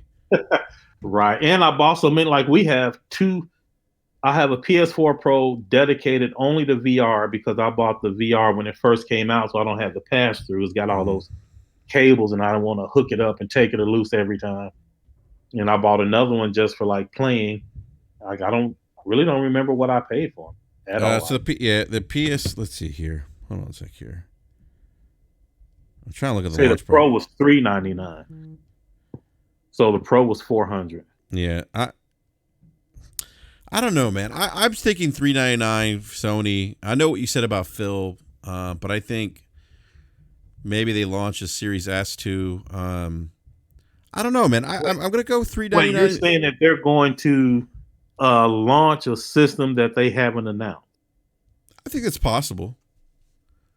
We were supposed to. Apparently, we're just as upset that they are not releasing information about the Series S the way Sony ain't releasing no information about the PS5. This makes we need consistency here, man. What are you saying? Wait. So it's funny. So people are mad about Sony not, like you said, releasing, and then there's this rumor Series S. So we're supposed to get information about apparently last week. It didn't happen. I ain't heard nothing. Yeah. Yeah. So I don't know, man. I'm gonna go. I'm just gonna go. Let's do it. Like let me hold on. Let me change the question. Yeah. Based on what you know to be true today, there is a Series X and there's a PS5. You don't know anything about a Lockhart. So based on what you know today, what do you think the prices are? Oh man. I think $499 for the Series X and $399 for the PlayStation 5. So you're disregarding what Phil said that they're not going to make that mistake again. Yeah, and I'm only saying that because they could justify charging $500 for the Series X. They could justify charging an extra $100 for the Kinect, but it didn't work. Yeah, well, that's the thing. Like, people didn't want the Kinect, right? All I know is you are not giving much credit to him saying they will not be beat on price. They will not be beat on power. They will not be beat on features. Yeah, because I see them selling this at $5. It's a premium device. He said as much. Yeah, I mean, Phil's like this is why they're doing that marketing of series. to denote that level of, Sure. that this is a But high again, end what do we know device. today? What do we know today? Yeah. So if they announce the Series S tomorrow, you can change your answer, but they haven't. So based on what they've announced today and all that has gone on, you're saying that you don't believe Phil. Yes, I don't believe him. I'm going to go ahead and say that Okay. right now. Fair enough. $500 and $399. Now, I would be. Now, would you be surprised, Code, if they both launched at 500? Would I be surprised? I don't know. And like this is gonna be tough for me, Enrique, because now you asking me to think like practical when it comes to video games. And I told y'all before, like I don't do that. Video games is my hobby. Yeah. Me making a video game related purchase is not the result of a bunch of pondering and analytical thinking. Like people ask me, well, why do you got an Xbox if you have a PC? Because I want it. Like, don't ask me these stupid questions. Obviously, I wanted it, so I went and bought it. And it's like I don't have to justify how come I can own it. Like I'm not that group. I'm not that crowd. Since the days of Super Nintendo and Genesis, when I could buy all my own stuff myself, I have never Yeah. not had all the consoles. No, I get Therefore, it. so I mean, but my point is like I don't really care what it costs. Like You're going to get it anyway. yeah, so it's difficult for me to think like pricing strategies and stuff for them because it's irrelevant to me. So like I don't know how to think like that. I could see there are reasons they wanted to sell as many as possible, and they'll do some market research. There's a certain price that the market will bear. There's a price that the market will not. I don't know what those prices are. Yeah. I just think that the Xbox would be $100 more. Yeah. I believe I love that. No, I hear you, man. I hear you. Forte's back. Well, Forte has always been here. I just been listening. I love his answer because I've been saying that. Let me ask you a question. When it comes to like, I understand, like you just said, there's a price that the average consumer is willing to bear and no more than that. Yeah. Are you one of those people in that camp where you just want systems? Like, would you be what are you willing to spend on a system? A console? I don't know. So, all right. So take me out of it, right? But let's just say. What is it? Just you? Because I put my thoughts out there a long time. Like I'm willing to pay spend a stack for a console happily. And why is? Ooh, man, that's just what I do. I love console gaming. I think the content on the consoles is where it's at. They offer a lot in convenience, simplicity, parity, all the stuff that I told y'all. Console gaming is a must for me. And to have these new next gen experiences, oh yeah, I'm there day one. I don't care what the cost of entry is. Yeah, no doubt, man. I feel. Yeah. Elicus Speaks says if PS5 was $400, Sony wouldn't care what Microsoft was doing. The fact that they're holding back means PlayStation 5's price is pretty high. It doesn't mean that price is high. That's false. It is true that they're waiting to see what Microsoft is going to do because they have to make sure that they don't price it higher. What they want is to price it as high as they can without going over what Microsoft is doing and without pricing themselves out of the market. And there's a range of values that they think the market will bear, and they want the highest one possible. But if Microsoft is going lower, they have to go lower themselves. So it's not really a matter of they have a price for it, and so we know it's not $399 because they would have announced it already. That's not true. If Microsoft announces at $450, then they can also announce at $450. If Microsoft announces $399, they can too. Sorry. No, you're good. No, I thought you was just gonna finish. What would you think a generation of a $500 PlayStation, $600 Xbox? Because those are like the tipping points of where most people think that's what the market is willing probably to bear. But most people you're in a better position to answer that than me. I mean, that's different because the Xbox sold predominantly in the beginning with the first 2 years. They didn't drop the price for a while, and it sold at $500 for the first couple of years, and it still sold like 12, 15 million systems. So I already think that a $500 system can definitely sell, but a lot of people want to say that, well, the reason that sales skyrocketed is because all the discounts that happened, like $199 PS4s and Xbox, $299 Xbox Ones and stuff like that. But what do you think will happen if, let's just say, both these systems do come out at $600? Do you think that people just wouldn't buy hardware?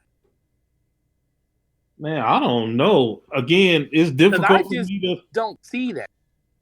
You don't see people not. I don't see I don't see what. people not buying, because I just think it's like when you have something at market. Once one company decides, like if both these companies decide to sell their system at 600 plus, then systems would just be 600 plus. I think people will still buy them. They'll probably go with the cheaper option because it's the cheaper option. But $600 isn't a lot to spend on something like you said on this hobby. We spend more money on other things in this hobby. But I just spent $400 on Final Fantasy VII by itself. Well, I did too, because I bought the first edition. Yeah, the first class edition. Yeah, wow. I spent that just on one. So we the wrong people to ask. Well, yeah, but that's what I'm looking. But I look at it as I'm just like, if systems are available at a price point, especially PlayStation, because it's a worldwide brand. If they come out and the Xbox is around the same price, it's really no difference in price. I just think that's what the market is going to say. Well, I guess we're paying $600 for our system. Just like I think if game prices went up from $60 to $80, the norm would just be we're paying $80 for games. It's the fact that nobody wants to be the console by themselves to push that narrative. That's what Microsoft. Let me ask you a different question, Forte. Let me ask you a different question. Yeah. Do you think, you personally, do you think that the systems would get more adoption if they released at 4, 5, or 600? Oh, 4 or 5. Okay. And do you think that rate of adoption is enough for Microsoft and Sony to price it accordingly? Or are you saying that they're willing to accept a slower adoption to keep the higher price tag? I think they're willing to keep slower adoption especially this generation, because we have systems. Okay. We have the PS4 and the Xbox One X, especially those systems, are very capable of still being relative today. You won't have 30-second. I lost you, Forte. Is that just me? We lost you for a sec, Forte. Yeah, no, I just think overall these older systems are still they're still relative. They're still relevant. Good. Yeah, relevant. Think of the word. They're still relevant, and these newer systems. When you hear Jim Ryan say that they want to move people over as fast to the newer generation as possible, that's just them trying to show that their fan base, that they're talking to their investors at that point. Like, we want to get as many people moved over as possible, but it's going to be a slow grind, especially if systems are $600. Now, as the generation goes on and the price is cheaper, just like how Xbox One X did, how PS4 had their price drops and people adopted it more and more during those times of the generation, then you'll see it ramp up. But then we'll be going into another part of the generation. Are they going to have steps? Probably not, because these systems are really, really, really powerful. But by the time we get into the next generation, it's the old saying. A lot of people, like, think about it. There's such a run on retail right now for all of these systems right now, because people are trying to find stuff for their kids to do. Most of these people didn't have. Think about it. Half these people that are buying this stuff are buying it now just because they never had it and they want to have something to do with their house. And I think the one thing that's really happening during this crisis that we're in, I think it's going to bring a lot of people back to gaming that left gaming a while ago or forgot what gaming really truly was. Because I think that, so I think this is going to kind of benefit the industry a lot, because people are going to be coming back in droves. And even when this is all said and done, they'll be like, man, I kind of miss playing games with my friends and stuff, because that was something they were doing. So the adoption rate is going to probably be a little even more slower, because you got all these new systems going out there and people are going to like put down $5-6 to buy something else when they literally just did that 6 months ago. That's a good point. Pixelbit G disagrees with you. He says casuals are not spending $600. Their price is never I didn't worth. say casuals spend 600. Casuals are going to stick where they are. Hardcore is going to sell this day one. Yeah, Casuals So hardcore- are going since to we gonna cash out either way, they might as well go ahead and right. do the slow adoption and just look, cater I to tell us. people at retail this all the time. I say, hey, they ask me like, what should I get? And I say, well, depends on where your friends are. And they said, well, what about the new Xbox and the new PlayStation coming out? I said, well, the thing is, can you wait till the end of the year, or do you want to play games now? If you can wait and it's not a big priority to you, then I would wait. But if you want to be able to play games now, play with your friends now because they're playing certain games that you want to play, then buy the system that you want. But if you don't see yourself buying the PS4, PS5, the new Xbox at the year, then wait. And then most people just buy the system now because guess what?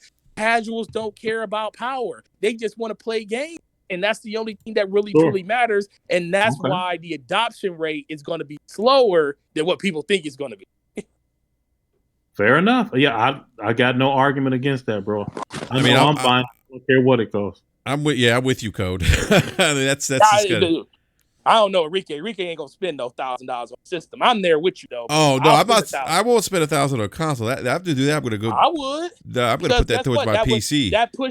That pushes the narrative forward where we are willing to adopt and spend money on a passion project that we actually have. Like you can get a system, a console that just imagine what a console at $1,000 what you will be able to do with a console at $1,000. Hopefully, make toast. Yeah, I don't need to make toast. It could be you talking about a system that probably could challenge the highest graphics card to the metal when it comes to console side. Yeah, I mean, I don't know. Y'all should have seen me when I was younger. I really wasn't financially able, man. I was taking stuff to the pawn shop. We was all there. I was shooting dice, trying to win money for shoot dice games, man, bro. I did it all, but I couldn't live without it, man. Yeah, I am not the person to respond to this question. I was mowing lawns, man. Mowing lawns. Man, whatever it took. Man, your mom was buying. Your mom was. That's it. Who? Oh, his mama bought him everything. His mama bought him. Yeah, I wish he did. I do too. Shoot, I do not make fun of them people because I sure. My mom stopped buying me. Yeah, my mom stopped buying me when PS2 came out. PS2 was the first system I paid for myself. My parents, they never. My Genesis was the first thing I paid for myself. The only system my parents ever bought was the Atari 2600. That was it, and then I had to do chores and make money, cut lawns to get the Nintendo Entertainment System. What you like? 52, Enrique? Are we 47? 43, man. I was mowing lawns when I was 6 years old, man. Oh, see, I wasn't doing that. See, I guess I was privileged. Oh no! Man, my parents never bought Forte was out there privileged. Had the new Air Jordans, had the Air Force. Right. I did. You my know, mom actually let me. Had a fresh Kango hat on. My mom actually. When those 11s, when those bread 11s came out in '97, my mom actually let me go to school late to go to the mall to pick those boys up. Oh man, right. Look, see that? Yeah, he's privileged. You're right. Hey, I'm not gonna. I ain't mad at you, Forte. Yeah. Shout out to mom, but she made sure I was straight. My head's on, so that's all that matters. Yeah, exactly. Exactly. Yeah, that's true. You all right, dude, bro. Yeah. Oh, I appreciate that, sir. Forte's a good dude, man. He's a good dude. He likes to stir the pot. Should have seen me in the stores the last day. People throwing stuff. Y'all not a good.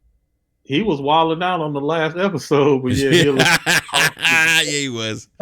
Yeah. I was feeling good, man. Thank God. Feeling good. Feeling great. Y'all gonna make this a weekly thing, man? Kind of this in my. Man, I don't know, man. This is Enrique's show. He asked me to show up. Oh, so are you saying you want to be part of the cast or something? Oh, I'm just saying that we're doing this quarantine. Ain't nothing better to do. Oh, yeah. You know what? I'm gonna start doing more because it's funny. We talked about this. Remember Forte after on Wednesday? No, we talked about it.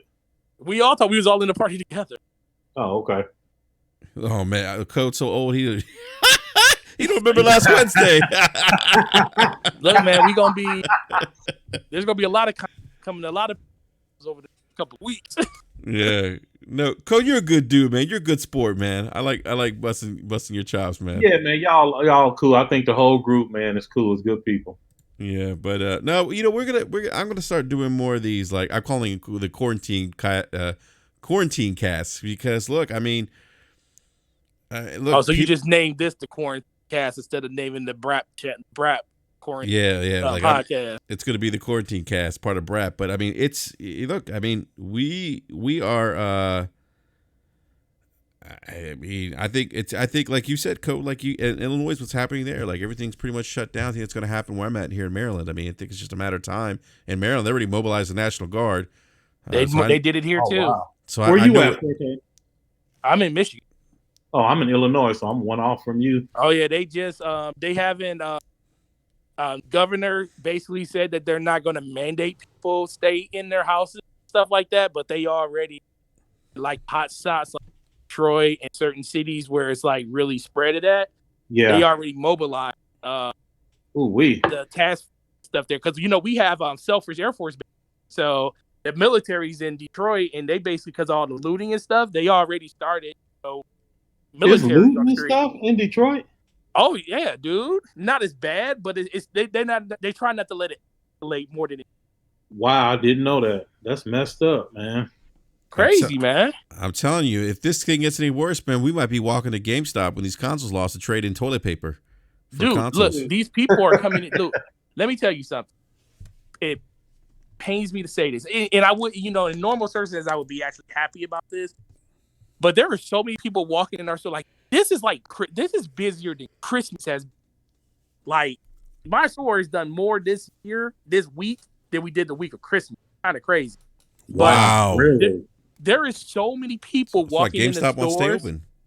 Well, yeah, honestly, probably that's exactly why. But there's people walking in the stores saying, man, I'm so glad you guys are open. I don't know what I'd do without you guys.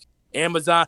And this kind of goes back into that whole thing where we always talk about digital distribution and all that stuff. Think about, and this isn't like to say that retail is like, save GameStop and stuff like that, because I don't know what's going on. And, I know a lot of people don't either.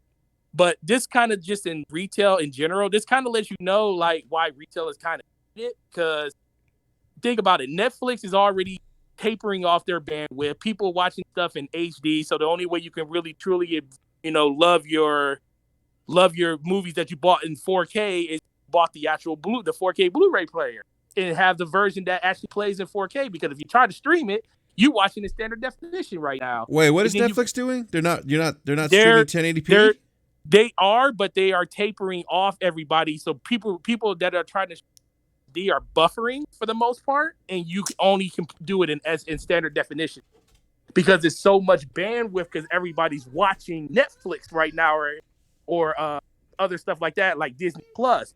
But you also got the fact that Animal Crossing released this week and Amazon canceled a good portion of the pre-orders because they couldn't guarantee delivery on them. Wow. So it's kind of like a byproduct of what happens when society kind of shuts down. That the easiest thing, like the thing that's happening is the things that were simple for people just to pick up your phone or go on your computer and order something and have it delivered to you is kind of the hardest thing to do because of all the logistics and stuff. Where the easiest thing now is to literally go out your house and go to somewhere yourself because you can still walk and go get it versus having it delivered to you being a harder way of doing it now. Like Amazon, not Amazon, but UPS deliveries are delayed everywhere and stuff.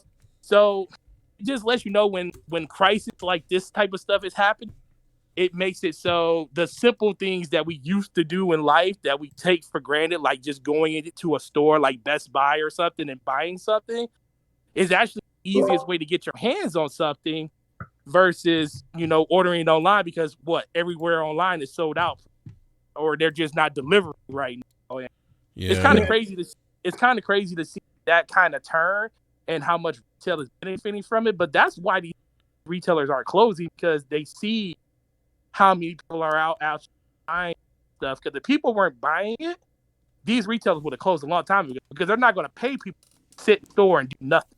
Yeah. Hey, man, so you saying that Amazon ain't delivering no more? No, they're still delivering, but a lot of stuff is being delayed. Like they no, they're only delivering. They're only delivering essential goods. essential goods and stuff like food, medicine supplies, and stuff like that. Like a lot of people, like our stores got blitzed for Animal Crossing just because Amazon sent out a release saying that a lot of people's orders got canceled. Like people were literally coming to the store saying, "Hey, do you got extra copies of Animal Crossing?" Amazon canceled my pre-order, and they were coming in here buying it because we had copies. Wow. Really? Yeah. Yeah. That doesn't surprise me. I'm telling you, you heard what Jaffe said on Wednesday. If The Last of Us 2 got delayed, he wouldn't be surprised. Dude, I think everything's gonna get. I think everything will get delayed at this point. I wouldn't be surprised if these consoles got delayed. I know Microsoft's saying a holiday, but digital does not have to get delayed. They don't have to press no disc. There is no distribution change. That's true. That's true. There's no disc press and stuff like that. They can put it straight. They can take it straight to market, just like these movie companies are doing with their summer blockbusters. Most of them. Yeah, man. I was gonna download or rent that Invisible Man just to support it, but didn't nobody in the house want to watch it. But me. Nobody wants to watch that trash. You can stream it, Code. We'll watch it over there with. Yeah, there you go. Stream it, Code. We'll watch it with you, man. Yep, you stream it and we'll watch it. Put headphones on and come in Discord. Yeah, too funny. Well, guys, this has been a great show. Code, thank you again for coming on, man. We got to get you back on for another podcast. The people love having you, love hearing you chat, man. Saw a couple. I appreciate it, man. Yeah, y'all, this is a smart chat too, man. They have good questions and stuff. Not a lot of drama in the chat. Yeah. This was definitely a great chat. Big shout out to everyone in the live chat. Thank you guys for hanging out with us for about 2 hours with this Xbox Series X and PlayStation 5 specs comparison. Hopefully, you maybe took some new information away about how this all works in the grand scheme of things. And big shout out to my man Forte for hopping in. Appreciate it, Forte. Oh man, you always welcome, man. Yeah, we're gonna do more. I'm gonna do more podcasts, more quarantine podcasts. I'm telling you, this thing, they're gonna start shutting more things down. And I get it. It might not be what we want to happen, but it's better for the greater good. So. Yeah. Everyone just hang in there, be safe, play some video games, watch some TV. Maybe don't support Netflix. But what you got against Netflix? What is this? Because they're because of the whole bandwidth thing. They should. That's a whole nother rant. Yeah. Sure. Another rant about that. But anyhow, again, thank you guys. Hit that like button, subscribe if you're new to the channel. Hit that bell notification, so you get notified when we go live. Again, I'll be doing another quarantine podcast coming up soon, maybe even tomorrow at this point. But seriously, thank you guys for stopping by. Code Forte, thank you again, gentlemen. We'll see you guys next time. Everyone, please be safe. Peace. Peace.